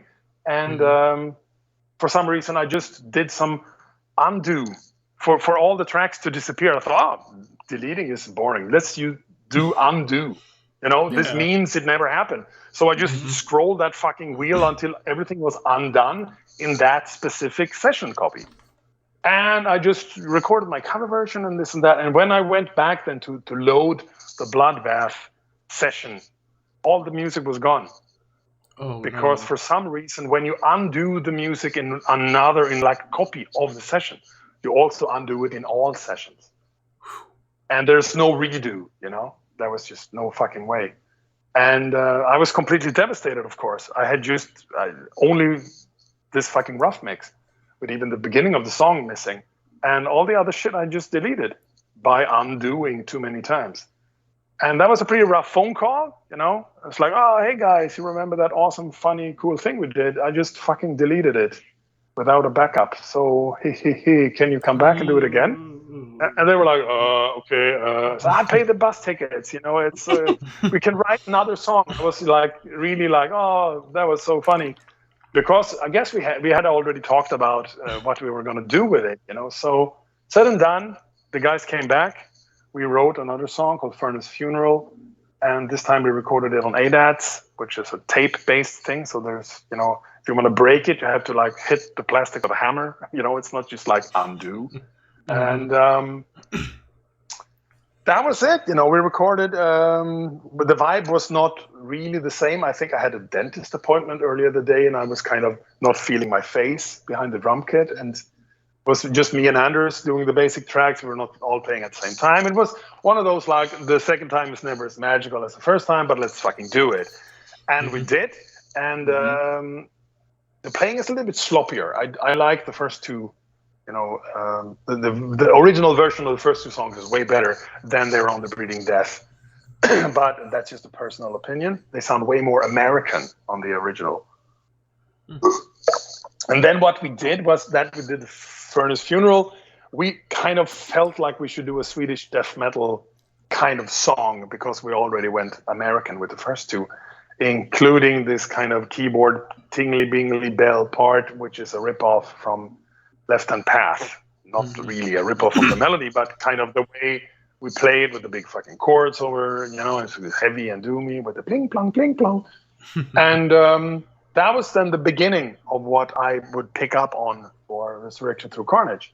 Because the original idea was to release the Bloodbath as a demo tape from an unknown Swedish band in the early 90s. And just kind of release it into the world as kind of a download or, even as a cassette copy. We even had what would be on the thanks list. We would just kind of say Bloodbath existed in 91 and they recorded this, but disappeared in the flood of all other bands doing demos. And we thought it would be fucking funny then to read about people Bloodbath, I saw them live, I knew the guys from Bloodbath and all these liars, But that shit never happened because I was dead set on this, that was my thing. But then the guys who were, I respected, they were making a living as musicians, and their central media was throwing money in their face, let's release it, let's do it. And I'm like, no, that's boring. But in the end, the deal was kind of good, and I was not really the richest person in the world either. I was used to working in a fucking music store at the time. So yeah, a couple of $100, extra, why not? So we sold them the rights to Breeding Death, and they released it. And that kind of set off some kind of 10-year anniversary of really death metal vibes, going on. We released it at a time when death metal was not really that popular, Mm-hmm. But we felt that when there would be a second coming of Bloodbath, if we were going to make a full-length album, they kind of talked me into doing it, and I said, like, I don't really feel like doing. It's kind of, I don't know what to do, because at the time I was not really in a death metal mood. But then I thought about this. Fuck, there hasn't been a tribute to Left Hand Path yet. We have to get back together and just fucking do a Stockholm death metal album with the heavy metal pedals all the way to the max, and just, those are the rules. Nothing can sound like anything from Maury sound or German stuff or whatever. It's full on Swedish death metal or I'm out. And they bought it, So that's how Resurrection Through Carnage came about. We each wrote 4 songs. I wrote 4, Anders 4, and Jonas 4. And just recorded it, and it just kind of took off from there, And then it was the same thing again. Okay, that was a success. What do we do now then? Let's do it again, but let's work at another studio with another producer, and I will play guitar. We bring in a better drummer, and then we had Nightmares Made Flesh, and then I was fired. So there ends my stay at Bloodbath. But it was fun while it lasted. Yeah, it's kind of cool to hear about that. And of course, you just mentioned Jonas a bit ago. Me being the Deftune guy, of course, Dancing December Soul is one of my favorite Deftune albums of all time. We're with the Johanna Lejalmes EP album, EP. My question is to you: do you remember any good stories, or maybe how that album came about, Dancing December Souls? How the idea came to out, how the band approached you to do the mixing and all that? Because I've always wondered, man, I mean, who would have thought that Cat Antonio later on? I mean, these were young guys at the time, would be with Dan Swano and record and master the album, record it, and I'm like, man, who would have thought a moment in time that actually happened? Of course, you playing the keyboards, which your keyboards in the album are untouched, they're great. But again, my question to you is, how was that process going to Dance of December Souls? Well, I think it all started when they wrote, I guess they wrote Edge of Sanity, a fan letter, but I was the guy opening it. And it's like, oh, we're 2 guys from Stockholm. We love Edge of Sanity. You rule, We also play in a band. It would be great if we could record at your studio. And I just took him up on that. I think, yeah, why not? Just come here then, And I cannot really remember exactly when this was, but I think sometime probably early 92 or late 91. I don't know. And then, it just turned out that they were having this kind of black metal project called Catatonia. And they came down to record with me at Gory Sound at the time on an 8-track reel-to-reel machine in the, I think, spring or summer of 92. And that was the first demo, Yeva Elohim Met. And I knew the moment that one came together, and we decided to, I talked them out of doing blast beats and that kind of shit, because it didn't sound nearly as good as the rest. I wish I could talk more bands out of doing blast beats, because they're like not really my thing. But anyway, we kind of struck gold there with our kind of me being a little bit actually of a producer, telling them stuff and they actually listening and adding keyboards. And I played some guitar melodies, I played keyboards, and I was all over that, kind of joined in as a bit of a third member on the demo. And I said, this is really fucking good shit. I think you're going to get a record contract. And they were like, oh, really? You think so? Yeah. And it didn't take long until No Fashion snapped them up. Then, of course, they came back because they knew what was going on there in my moldy cellar without a window and toilet. And they kind of liked the vibe. It was not one of those posh studios with a control room and, oh, today you have this technician and tomorrow you have some other guy who only record fucking pop music, you know. No, they work with me and me alone, and that was the thing. And they stayed at my flat, and they got molested by my cat and all that funny shit. And yeah, it was a great time, but I was kind of in the vibe of making records for other bands all the time. So they would just, show up here in weeks, 10 days or whatever. And they just kind of recorded. And my big contribution is the last song on the album that I kind of actually wrote a little bit as a ghostwriter. They wanted some kind of outro thing. And I taught them this idea that I had, that I kind of found out that I kind of stole it from somewhere else. But it's okay for me to let them steal it then, you know, because who the fuck, you know, who would care? And it's not really, no one would make the connection. And then they make it gothy ending. I sing a little bit with my deep vocal on it. And that was kind of my beginning, getting into the whole gothic rock vibe that I would pick up later with Sacrificed and that kind of shit. And that was a cool moment. They had this bass player going, and I did all the keyboards again. And I think sonically, I actually prefer the demo, but I think there are some really cool songs on it. And I think they created a kind of a sub-genre that still exists today with this kind of doomy black metal thing. You know, it's I don't know what it is really, but the way they combined like the sadness and the darkness of something like Paradise Lost, gothic, with the vibes of Bathory's Hammerheart and this, you know, that was at the time. And then wearing corpse paint and being evil and all that, he's kind of, you don't have to, you know, sound like, you know, the return from Bathory or whatever to have that kind of aura, you know. That was something that made it happen. And I mean, it's weird that they are still using the same name, and I love their latest album, but it's kind of the opposite of all the other stuff that they do. It really is. Yeah. It just goes to show you how much that they've evolved over the years, like starting in one place, going to another, and ending in another, like so many bands today, or that have been around for 30 plus odd years. So Ricky and I both have this shared question together because me and him, like him saying that he's the big Death Doom guy, out of our group of friends that have done this show for a long time, like myself, him, Arthur from Portugal, Hannah from Germany, Raphael from Florida, out of all of us, it's like Ricky and I are the two token Death Doom fans, but he's a little bit bigger into it than me, and we have two different tastes of Death Doom. Even though we like them both, we have our preference.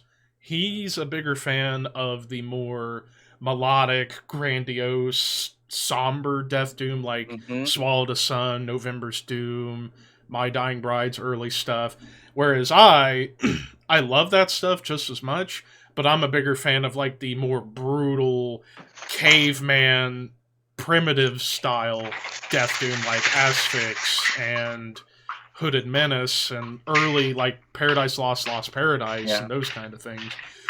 But the big question we have, because with your history of mixing, mastering, and producing for quite a few Death Doom bands over the years, and even working and even doing backing vocals for a Swallow the Sun track, given your past with even like mixing and mastering like recent Asphyx albums, which by the way, Deathhammer, absolutely love that album and love the production job on there.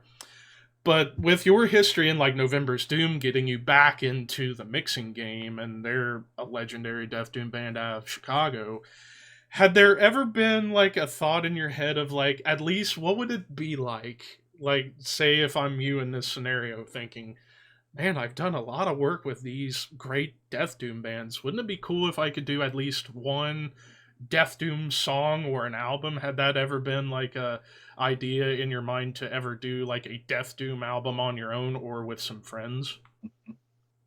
It's funny you mentioned that, because it's actually one of the things I thought about doing a while back. And somehow there is one song recorded that I would then kind of make like another track to go along with and then release in some way. But the problem is that the thing was an Entombed cover for the tribute album for LG Petrov that kind of never happened. For some reason, they couldn't get the involved to. There was something about the rights, and it just ended up being way too expensive. But I mixed the song with the Swedish band whose name escapes me at the moment. Sorry, what the fuck? I mixed their. No, they're called. What the fuck? They're called again. This is embarrassing. I blame it on the heat. I did mix their Entombed cover for that specific record that never came out, and I then thought I will be on it as well. And then I did a version of Supposed to Rot in half tempo, which is very, very interesting because it becomes this massive death doom classic. And it's kind of ready. I didn't sing on it because I was not sure who I would pick. I had a few other singers in mind. There's this guy from Mother of Graves that I thought could have done a great job. Also Paul from November's Doom.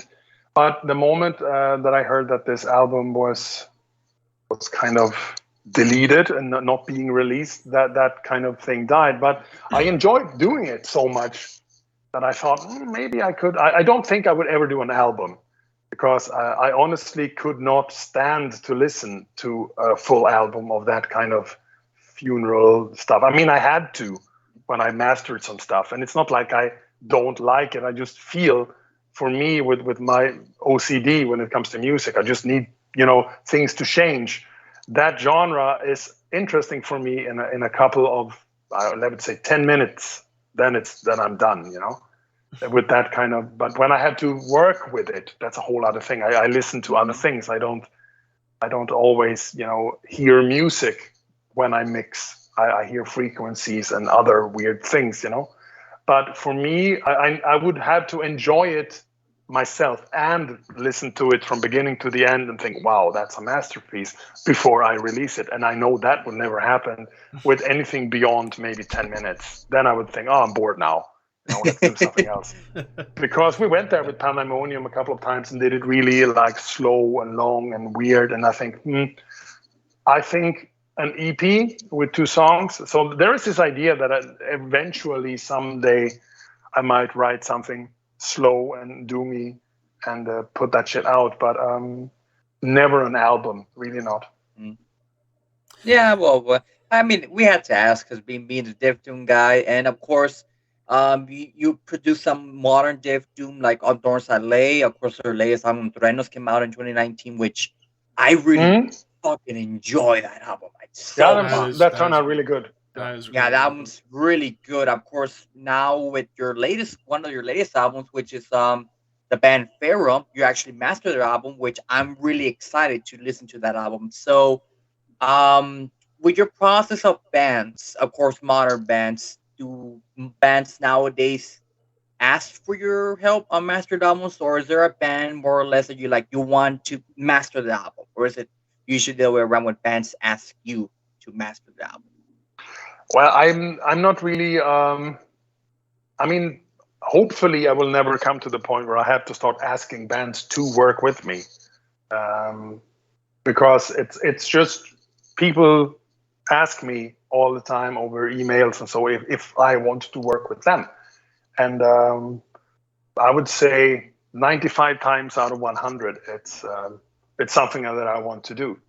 I need things to have a certain musical standard for me to be involved. When it's too much out of tune, too much out of time, and just not really.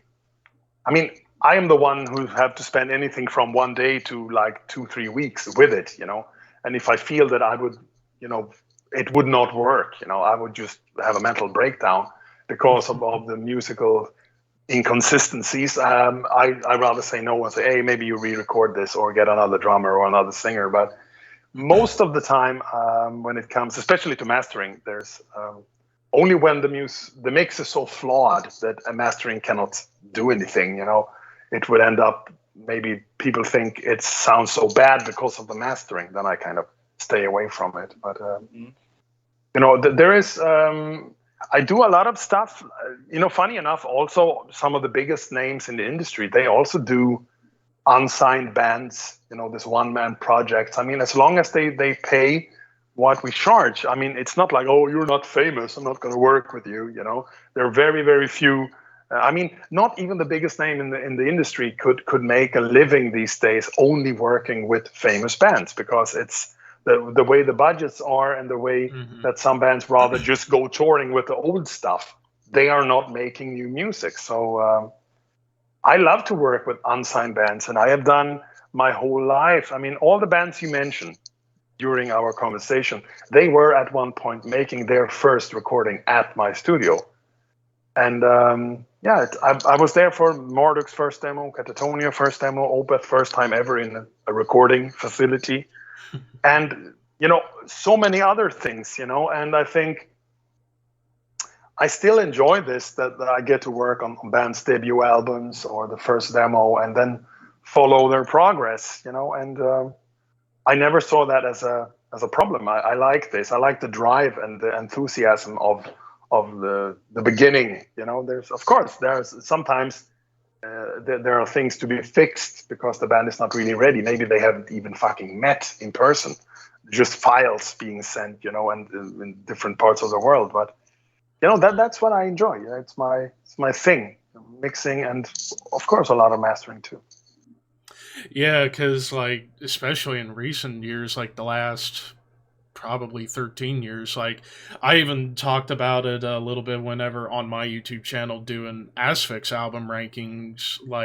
I would credit you as being instrumental in helping them on their comeback run when they got back together in 2007, and then came to you to mix and master Death the Brutal Way, Death Hammer, Incoming Death, and those are fantastic albums.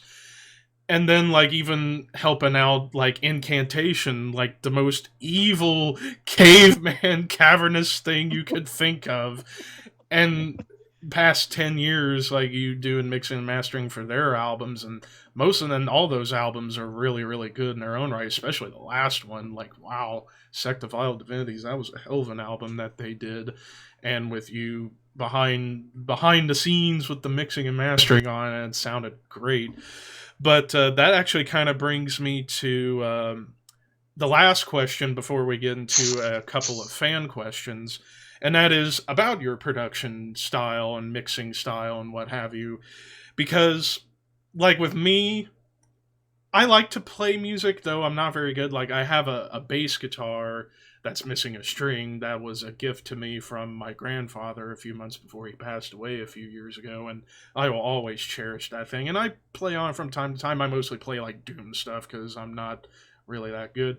And then behind me, I got an electronic drum kit I bought myself so I can play drums again, and there's a lot of things I need to work on with that. But I've had this thought in the back of my head, because I've listened to so much music in my life, anything from hip-hop to classic rock to prog, metal, and so on and so forth, punk.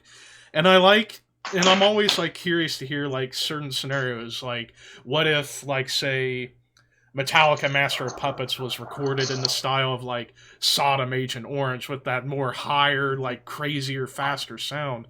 So it made me kind of think in my head, wonder if I could, if I can get my words right, that would be dangerous. If I could learn production stuff and mixing and engineering and such, help bands out or people out with their music, that'd be something cool in my mind to do, especially because here in Ohio, especially in the past 2-3 years roughly, there's been this big death metal scene that's been popping up out of the woodwork with bands like Sanguisigabog, 200 Stab Wounds, who are doing really good things, especially in the past 2 years. And I always think to myself, wouldn't it be cool if I could learn production and mixing and stuff if I had the time, of course, because with my day job and such and family and stuff, it'd be kind of difficult. But what I want to ask you is what advice would you give to people who are either wanting to get into the production mixing game or people just starting out? What advice would you give them on how they can do it and enjoy it to the fullest? Well, I think the main thing is that you need to kind of to know that you have the obsession, because to be good at this, it's not like something. I mean, for example, some people, sometimes you have to do stuff like we have a house, we have a garden. I have to get into gardening or the garden will die. But I don't have that weird tweak that makes me an obsessive gardener, who spend every waking hour pulling weeds or Googling various types of things to do with flowers, whatever. I just do what I have to. I water the plants, I mow the, you know what I mean? Yeah. This is sometimes when I think, okay, I have to mix and master my own band because we don't have the money. But my advice is that if you want to get in this game and get really good, you have to first, are you a musician? Are you a music lover? What are you? Because I always think when you would have the financial freedom to do whatever the fuck you wanted, what is the thing you would spend your days doing when it was not about making money or whatever? I would sit by my computer and mix and master stuff, remix old shit, just do whatever. I would not write songs. I would definitely not be doing shit in the garden. I would have a gardener doing that. That is an obsession. That's my passion. That is what I will do. Some people say, I would probably be gaming or I would be rock climbing. Then don't do mix and mastering. Because if you don't have that obsession thing going, I mean, you will not know until you get into it. But I've been doing this since I started experimenting with this shit when I was, 8 or 9, between 2 different boom boxes. I was more interested in hearing what the song I just wrote was like recorded than actually hearing the fucking song. You know what I mean? That was always the end game, was to record it, to mix it, to make it sound like a record. It was not to play it live on stage or rehearse it endlessly. It was getting it down on whatever, cassette or whatever. So my advice is this, to get the vibe, do you have this obsession? Because otherwise, I think you might be better off actually writing and recording music and actually going somewhere and record it. And focus on this, what is your innermost passion. Because when you go down the rabbit hole of mixing and mastering, it consumes you to the point where you are no longer a musician. It will all be about, oh, that's a great riff, but what setting will I have on the amp? And how, it's all that other step. You stop thinking really as a musician. You go more, how will it be when it's mastered? Oh, will this part I'm writing translate well? All this is like you start putting limitations on yourself because you're thinking about the end game being the mix and the master, the recording, and the song gets kind of lost. And I think this trying to sit on both chairs, it didn't work for me at the end. So I just say, I cannot be a musician anymore. So since like 2016, that's over. I am now only focusing on that. So my advice is get some simple gear. Just start by maybe working on something like Nail the Mix from, you will Google it. It's this URM.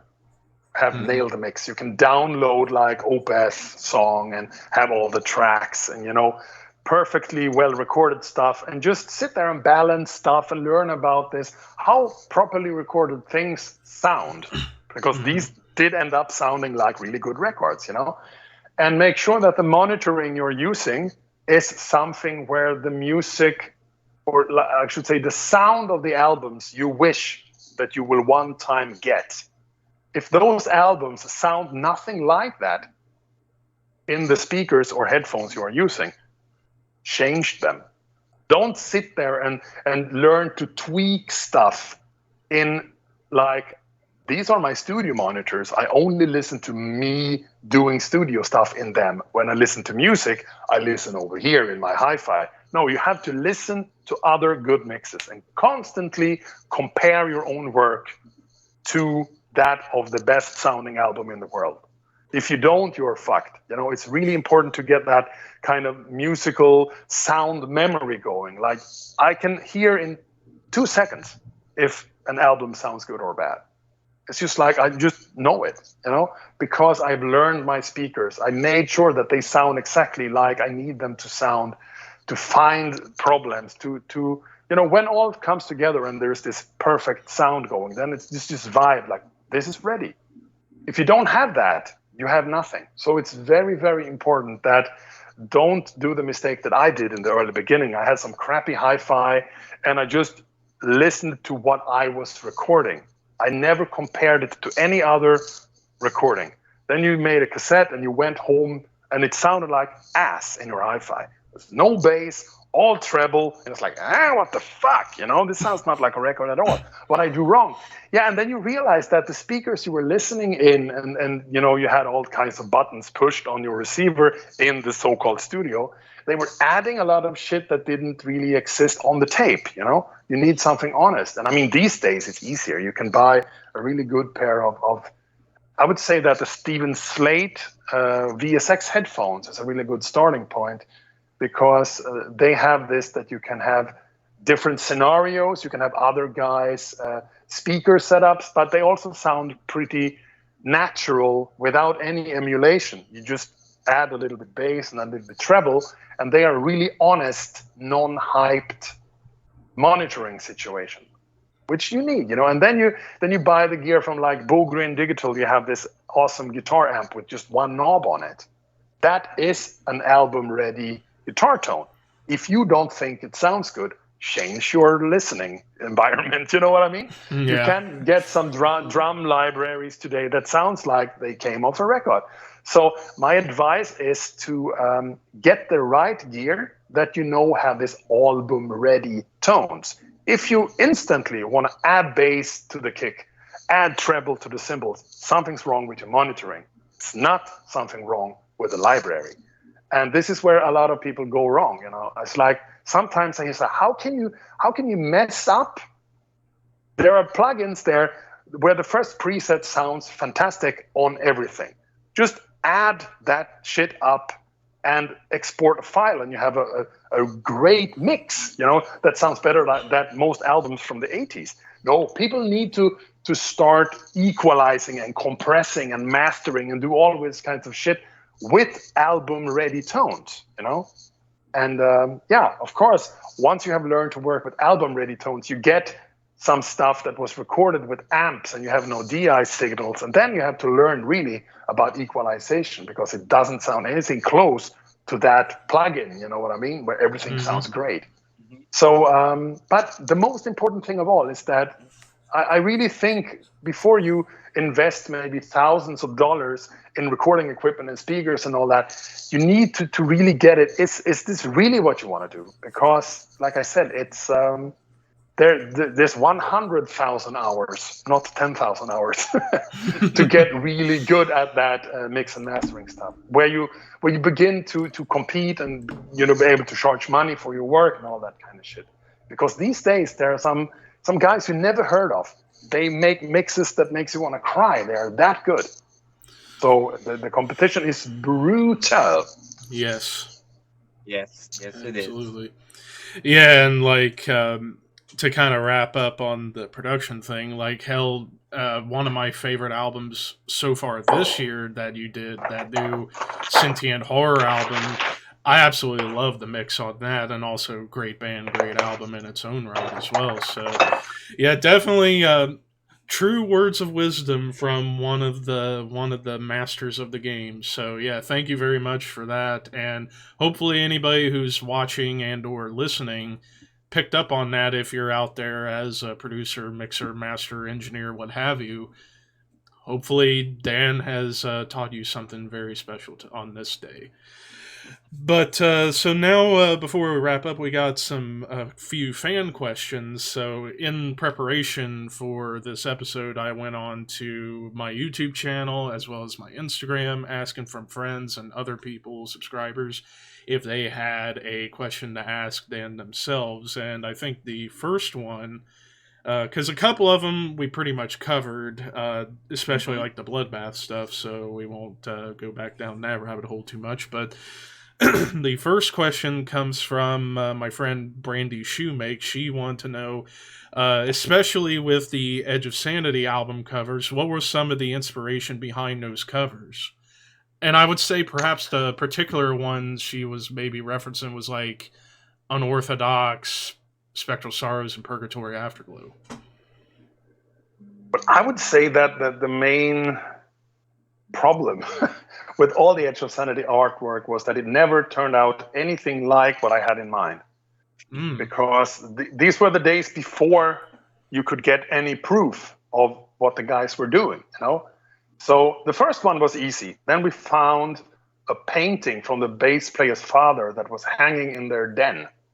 And we were like, wow, that looks so fucking cool. This looks like there's a skull and a corpse on the moon or whatever. You know, we're like, fuck, that's our album cover.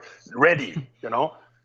So that one was not so complicated. But when it came to the second one, there is a short moment in the movie Total Recall, the original with Arnold Schwarzenegger, where they are going, he's in this chair, and they are doing this recall thing, and there's a TV monitor where you can, I don't know, you can buy memories or whatever, and there's this one specific moment where there is a picture of what looks like a tunnel, and there's darkness, and there's a light coming from the end of the tunnel, like giving you this orange-yellow glow. It's a very mystical, dark picture, but you get the vibe that there are like old bricks or whatever, you know? It's like a long, dark tunnel, and there's fire at the end of it. And that was my album cover. That's what I wanted. My tones are black and kind of fire orange-ish. And what you get, a yellow cover with lots of weird animals and a gate looked like it's in a fucking field somewhere. I'm like, okay. But it's a fantastic cover. And also the back cover, and it was for free. So I'm not complaining. Bart did a fantastic job. But, you know, it's like, I would like to have a banana, please, and you get a fucking orange, you know? That's like, okay, oh, fine by me, you know?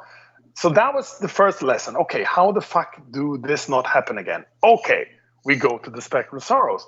Say, let's buy a fucking picture. Then we know what we get. Good idea. I was hanging out a lot at a place that put together magazines and shit. And they had this kind of photograph book that you could pick for your next campaign. You know what I mean? There were pictures of whatever, flowers and dogs and whatever. And then a guy called Steve Satuchek had taken a fantastic picture of a waterfall that looked so amazing. Like it was out of some weird dream sequence from some weird sci-fi movie or whatever. And I think that's our album cover. That's so on death metal. It will piss everyone off. Perfect. So I took an expensive color copy on this Canon machine they had there, like a Xerox machine in full color. And I think it costed like $10 or whatever to take one copy. And I still have it. And it's like, wow, that's our cover. And we told Boss, okay, we have our own cover. You know, license this picture or buy it or whatever. And that's the Spectral Sorrows. And then Boss came back, no, it's too expensive. You have to pay like a lot of money for every time you print it and this and that. And we were like, oh, fuck off.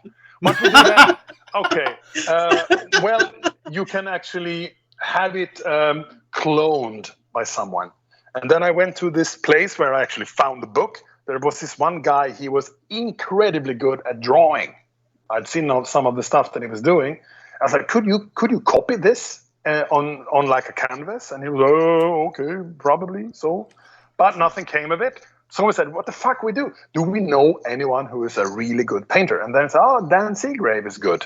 Okay, yeah, he's pretty badass. So Legend. could he copy this photograph, but do it as a painting? And yeah, what we got back was then, of course, also this knot. There is a small waterfall on the cover of the Spectral Sorrows, but it's like 1/20th of the actual cover. But it looks kind of cool, you know. I have been known to say that I don't like it in the past. I don't like the idea that it's not what we ordered, but I love the cover, even though it was, you know, again, banana orange syndrome. But I love it. And ironically, we have to license this also for every release, which boss never did. And there was this big problem. And but Dan Seagrave is an awesome dude. And we have a good license deal with him for our T-shirts. And, no problem. So it wasn't until around the time of Purgatory Afterglow where, again, I had some idea about hell and hellfire and stuff. And Christian Bolin, he got on board and said, yeah, cool, there can be this tones and this and that. And in the end, I don't know, is there any fire on the cover of Purgatory Afterglow? I know there's Sodom and Gomorrah. It's like a hell thing, but I don't know if there's fire. But anyway, it looked kind of cool. Yeah, it looks almost more like lava, if anything else. More or less, yeah. I don't know. It's like Afterglow more than fire somehow. It's like, okay, looks cool, let's use it. No debate, whatever. And not to mention Until Eternity Ends, which is just fucking terrible. But that was the promotion. The layout. A woman who worked for Blackmark. We told her just do something. We didn't really care at the time. And it looks pretty terrible. But some people like it enough to make a fucking tattoo of it. So apparently not so bad. And then we came to Crimson, the same story. I had envisioned something that looked like I told you.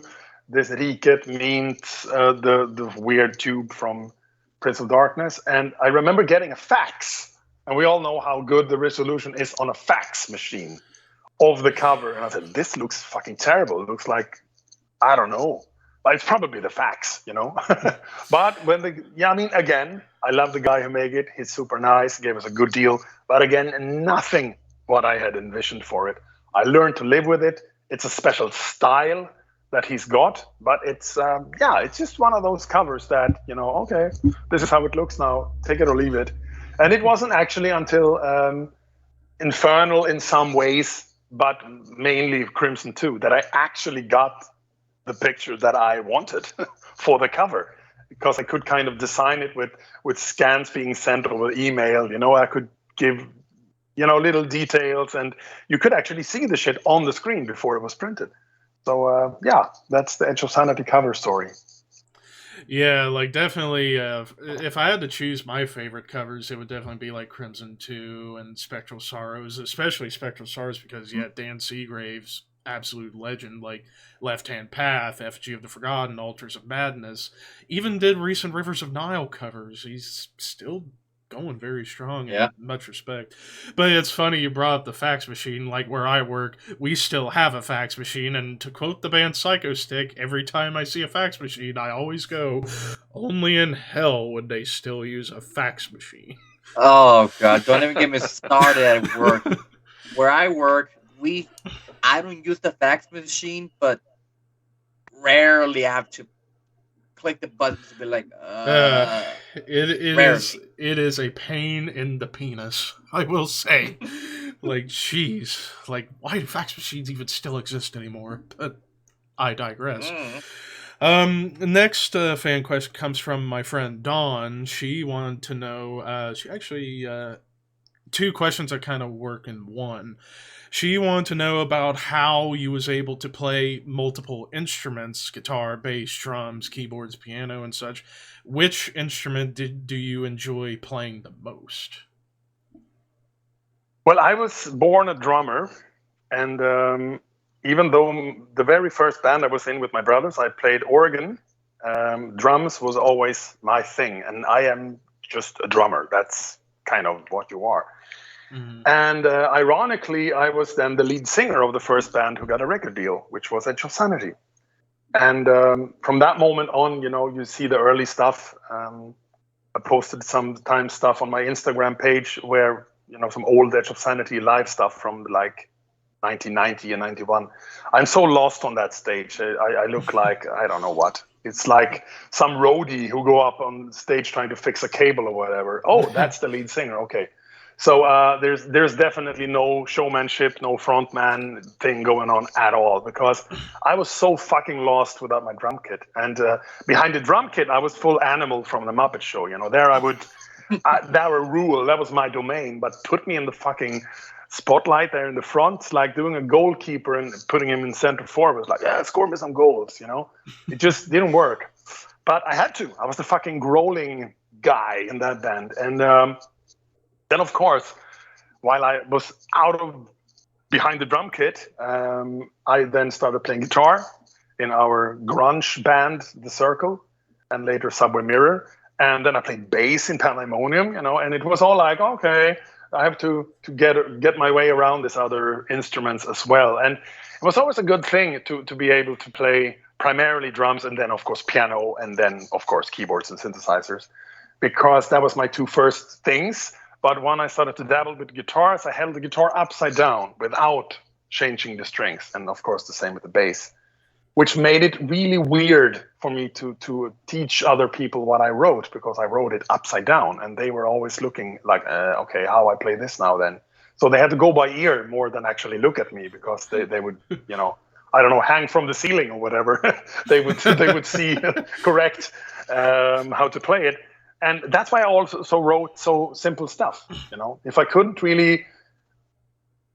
pick up the riff just by listening to it or me actually singing the fucking notes to them, then it would be complicated. So I kind of let that be the rule book in so many ways with Edge of Sanity riffs, you know. And yeah, I was never considering myself to be anything other than a drummer who occasionally play keyboard. But my short-term memory for anything keyboard related is so fucking terrible that I could never play it in a band, because I am the guy, you know, I can barely remember 2-3 chords in sequence. You know, I'm so happy there were computers in my life early on, as in like 91. I started recording all the shit through MIDI, so I could actually copy paste and correct shit, because I could not remember shit, you know. With drumming, it's different. It's another, I don't know, part of the brain or whatever, but when it comes to remember melodies or inversions or whatever, and the same with guitar stuff that I didn't write myself, a fucking nightmare. So yeah, singing, of course, that was always there as well, you know. And that was probably the first recording of me ever is me singing only, and the song is called Time to Die, and it's from 1978. It's really a cool song. I actually do a little bit of growling there as well at the tender age of 5. Oh, you're planting the seed at 5 years old. Yeah, definitely. I couldn't help but think, like, whenever you just brought up, like, when you was playing guitar and at first playing it upside down, and couldn't imagine, like, trying to teach another guy, like, if you're, say, like, hanging out with Anders from Catatonia, like, here's how you play this riff. Oh, you're playing that upside down. I could probably picture Anders in, like, the bathroom trying to figure out, how the fuck do I do this? And he's looking at his hands going, look here, and you, fucking work. Yeah, it was weird, you know, but I just had to, my band Ghost started with keyboards and drums, and we were both singing. We were a duo. And at one point, we had heard enough, you cannot have a hard rock band without guitars, you know. And right. Although my brother played guitar and bass on the recordings, we felt, okay, Anders, you have to switch from keyboards to guitar. And that's like, oh, shit, then I have to start writing on guitar. Otherwise, I will not be able to write songs, because I'd written on keyboards, you know. So then I had to learn how to play acoustic guitar first. And I just... you know, that it was either that or don't write music anymore, and that was just not happening. So then I just started to mess around with my brother's Spanish nylon string guitar, and of course there were no buttons or anything that got in my way. You know, they're just like, they look kind of the same any way you hold them. And my mother told me, and there were also pictures of evidence that I have always held guitars upside down ever since I got this fake guitars or whatever. My father made me some guitar. I just flung them over. I held them wrong, so to speak. Oh, Jimi Hendrix, that was so fucking wrong, or what, you know? But no, upside down rules. Yeah, That's great. yeah. But and then the final question, fan question, and it'll be the last question we have for you. This one comes from OC Drifter.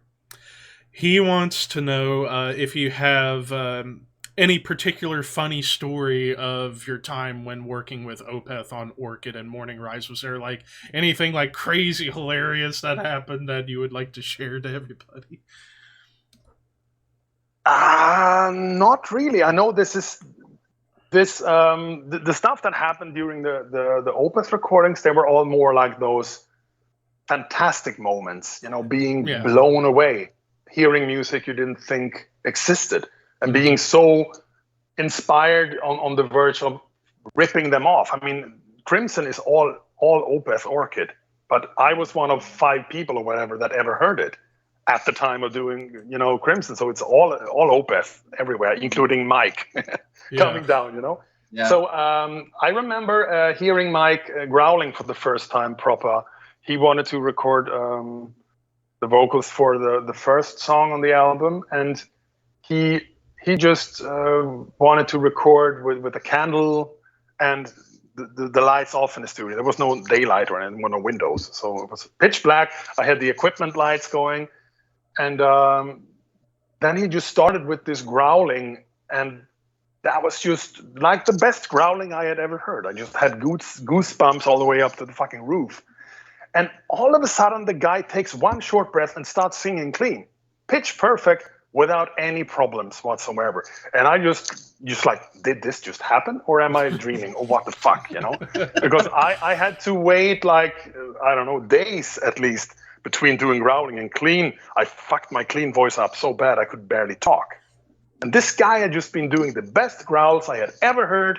And I know he told me on the phone, yeah, we have some clean vocals also. And I was like, yeah, of course you do. Fucking clean vocals, out of tune bullshit, But no, this guy just nailed it. And that's the shit that's on the record. It's in one take. It's like so short you could barely make a punch in, but he just sang it. And like, I was like, what you did there? Okay, yeah, because these guys, they played the song from the beginning to end. 15-minute songs, 2 guitars, bass, and drums, because they did nothing else than fucking rehearse and play live, rehearse, play live. They did rehearsal tapes, but these guys, they were not about this, can you punch in and out and this and that. We did. The other memorable thing from the Orchid recording session was that I was recording the solos from Peter Lindgren, the guitar player, and I had a habit of always recording when the guys were just warming up, because there was no undoing or doing anything. You punched the shit in, and that was either you erased the old take or not. So when he was doing the solo for Forest of October, I think it was, and he was kind of learning it and playing it all. It was pretty complex shit, all in one take. And I knew his part was coming, and I just punched in. And he just played it, and I remember he didn't see that I punched in, because he was like staring down at the guitar, his flying V, and just being totally focused. And after the last note had kind of faded out, and he performed it like, wow, this is not me rehearsing, this is me, playing fucking Wembley. And I stopped, and he was like, fuck, I nailed it. I wish you had recorded. And then it was this glorious moment. Well, it's a good thing that I did. Oh, man. It was hug fest and high fives. And it's like, whoa. Because I just knew if I did not record it, then he would start getting the red light fever, fucking that up. And that was one of those magical moments. And I think, fuck, that was really cool. And memories of Morning Rise, not really. I mean, there's this one weird thing where we ended up doing Steel, of course. That's the weirdest thing that ever happened. The heavy metal project. I guess you heard about that. Yes. That was during the first day or days of doing Morning Rise. And if you want to know more about that, there's probably some stuff on YouTube about Steel. Yeah. And the other part was that at one point we were having, I think, almost a month. I think that was like a world record for me to do an album. And we were kind of almost ready with the whole album, and we still had studio time left, and there was nothing left to do. And I remember the guy saying, you know what's missing here? I said, no, like a cozy corner, like with a sofa where you could sit down and hang out. And I said, yeah, you're right. The way I had put the equipment, there was no way really for the band to be in the mixed room, which I kind of thought was a good thing. They could just be somewhere else. But then we said, oh, fucking good idea. Let's just move all the shit around in here and let's go and buy a secondhand sofa and a table. So off we went to the Salvation Army's sale and bought an orange sofa and some old table and some, I don't know what, and just started rearranging my control room. That was also like, I don't think that happened in Sunlight or Morrisound very often, you know, but it did happen. Yeah. And I don't think it was for the better, sound-wise, but we had nothing to do. So let's just do shit and have a cozy corner. And that was the way the studio looked for, I don't know, a couple of months until I realized that sucked. So I turned it some other way around. They're probably thinking, wait, wasn't it like this? Why is it like this? Well, we have to change it up around here. Okay. Yeah, I mean, that was actually one of the things about Unisound. I always blame either the equipment or the positioning of me in the room. There was never anything wrong with me or my abilities or me just being a fuckhead. No, it was always something wrong with that piece of gear. That's why the mixer sounds shit, you know? So when I count, I think in the old place, I had the studio set up in at least 1, 2, 3 different ways. And I remember my brother always like, I think I will come by the studio and say, it will be funny to see where you sit this time. Because you know that, I just moved. It sounds better here in this corner. Or when the shit is turned this way around. Because all you had was this rectangular space of like 50 square meters. And nowhere was a good recording space. You know, it was like trying to find the worst possible spot. And it was the same in the other place. And at the end of the day, I moved out of the fucking small room and into the hallway. And then I put the shit here and then I put the shit there. And I said, maybe I should build a recording studio so I don't have to do this, you know. But I just like moving shit around. But since I have now this spot in the house, there is only one way that I can put the shit because of all the acoustic shit I had built. So I'm stuck, you know, but I'm getting good results. So I'm happy. Well, hey, that's what counts at the end of the day, right? Yeah. But yeah, that's... Who would have thought that to get the best sound, you gotta have the sofa at the right place? Yeah, I mean, it was really important to have a cozy corner, you know, where you could sit and hang out in the control room. But, you know, most people's bedrooms are bigger than my control room. So it was, just adding bodies in there added to the heat. There was no air conditioning. And we were on the top floor of a black metal tower. So it was sometimes like a sauna more than a studio in there. And actually, at one point, I think I got this... I don't know what it's called actually, but this when you have the sun too much in your face for longer periods of time, you go temporarily insane. It's proven. You get that in the desert or whatever. And I got it one time during the mixing of a Unicorn album. I actually don't remember it really, but it's like I had the sun in my face through the window for like hours on end. It was the hottest summer ever, the summer of '95. And I was just like going mental over something being wrong with my digital console, that I just took up a piece of wood from the construction still going on, and I just broke one of my digital reverb units. Like baseball bat crazy, just pieces just flowing all over the control room, plastic and metal, and it just, the shit thing didn't break actually, but it was then almost, the plastic bit broke. And the other guys looked at me, what the fuck you were doing? I don't know, I just got so fucking pissed off, you know, that I just had to break something. And this poor little digital device was just in my way with this big ass construction wood thing. And why did I do that? And they say, maybe you got this sun madness thing going on. I think, yeah, I probably did. You know, I blamed it on the sun. But yeah, that was one of those anger moments that I still... Somehow, every time I saw that poor little thing without its plastic chassis, oh yeah, I broke you with a fucking 2x4, what you call it, so really big. Yeah, and it wasn't even mine. You know, I borrowed it from someone and I fucking wrecked it, and I never gave it back. I'm so sorry. I'm such an evil person. Evil. But yeah, we all have. There I go, Mermaid Man on a podcast. Who would have thought? But yeah, that's funny because like I have my anger moments are when I hit my head off of something.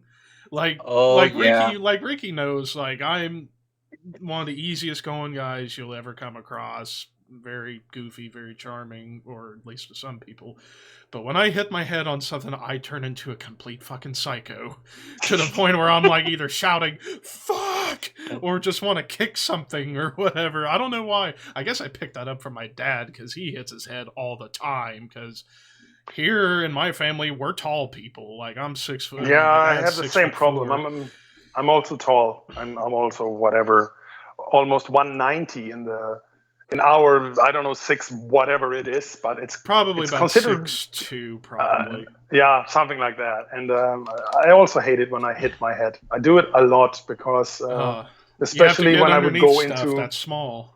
yeah, sometimes they're smaller, the whole like a little shed or something, and you have to step up a little bit, and then you just kind of scrape the top of your head against some metal thing. You know, I get this Yeah. phantom shit just thinking about it, and usually it happens on the way in, and because I'm so fucking stupid, it happened again on the way out. And probably the next time I went in again. So I would just be bleeding all over and, you know, having my hair scraped off, and I would just go mental in there. And I just had to go and pick up a screwdriver or whatever. But luckily, the wooden shed we have now is safe from my retardation. But there used to be those small little wooden sheds. They have done their share of losing me a couple of brain cells, that's for sure. Yeah. Yeah. But life shit happens. But anyways, this was an amazing conversation. Like, holy Yeah. cow! I mean, for so long, like, especially this year, with how in the past year or two, how we, like I said, DK, McBain, Gunner, Bane, like Ner. bunch of different big time guests from different bands, and all great bands too. And it's like, I always had the thought in my head, what would it be like if I could have a chance to speak to one of my heroes in music? And then I just grew to courage just a few weeks ago, just grew to courage to just message you on Instagram like, hey, we got a podcast, would you be interested in being graceful about it? And couldn't thank you enough. It's incredible. Something that this guy had planned for like the beginning of the podcast, where we're like, he's like, oh, I wish we had Dan Swano. I'm like, you never know. I always told him, you never know. And 4 years later, lo and behold, it happened. And funny enough, which I'll mention it when we get to the outro, but more crazy stuff coming along the way in the podcast going forward. So I'm really excited about where we're going next. But yeah, I would say, like, definitely with talking to different musicians and like meeting heroes, yeah, you are at the top of the list, and thank you so much for being on here today. It's an honor and a privilege. You're welcome. Yeah, it was fun. Yeah, and I wish that the rest of the Horsemen were here, because they would have. Yeah, they would have loved it, especially Artur, because. Yeah, and he was part of the reason why, well, I always wanted to ask about Crimson 2, but he really wanted to, because I actually got him for Christmas 2 years ago. I got him Crimson 1 and Crimson 2 as a Christmas gift, because it's like, man, you need these albums in your life, and he can't thank me enough for it. So it's cool that I did that for him, but it's all because we love your music, and we love you and everything that you do, which is awesome. But thank you. Absolutely. So that is episode 70 of the Horsemen Podcast. I hope you enjoyed this once in a blue moon pre-recording episode. Next episode is going to happen a lot sooner than you think. Going back to being on live this Sunday, hopefully. Nothing set in stone, but our next episode, episode 71, we have another big guest coming on. And this episode has been a year in the making. Finally, it's happening. We are going to get to talk to another hero of mine, especially in the 4 years, Jeremy Wagner from Broken Hope. That's going to be... send him my regards. I think I was in touch with him. Or was I? No, I was in touch with Sean from that band. Oh, Sean Glass. I did it. Yeah, I did a test mix for Broken Hope, but they went with some other dude. Yeah, bastards. Quote bastards. Stan Swano, the Broken Hope guys. But yeah, that's going to be a great episode when we get back to doing it live. And then after that, you never know what comes down the pike on this show. But hope you guys who Wow, voice crack from hell. Ugh. But I hope you guys enjoyed watching and or listening to this episode. So far, I don't think I have to edit too much, just that one little bit. So we're pretty much all set in stone with that. But thank you guys for watching. Horns high, be safe, and we'll see you next time.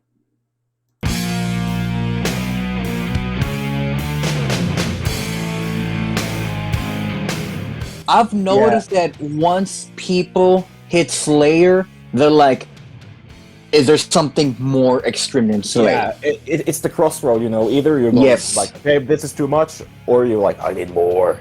Mm-hmm. Yeah, so I found Cannibal Corpse on YouTube when I was 12 or 13, and heard the Hammer Smash the face bass solo. Of course. Of course, already then I was a bass player, but when I heard that, I was like, okay, that's what I'm gonna do. This is it. And then it just spiraled downwards from there. And it just keeps growing and growing and growing. Mm-hmm. Yeah, it never stops. It devours you. Yeah, because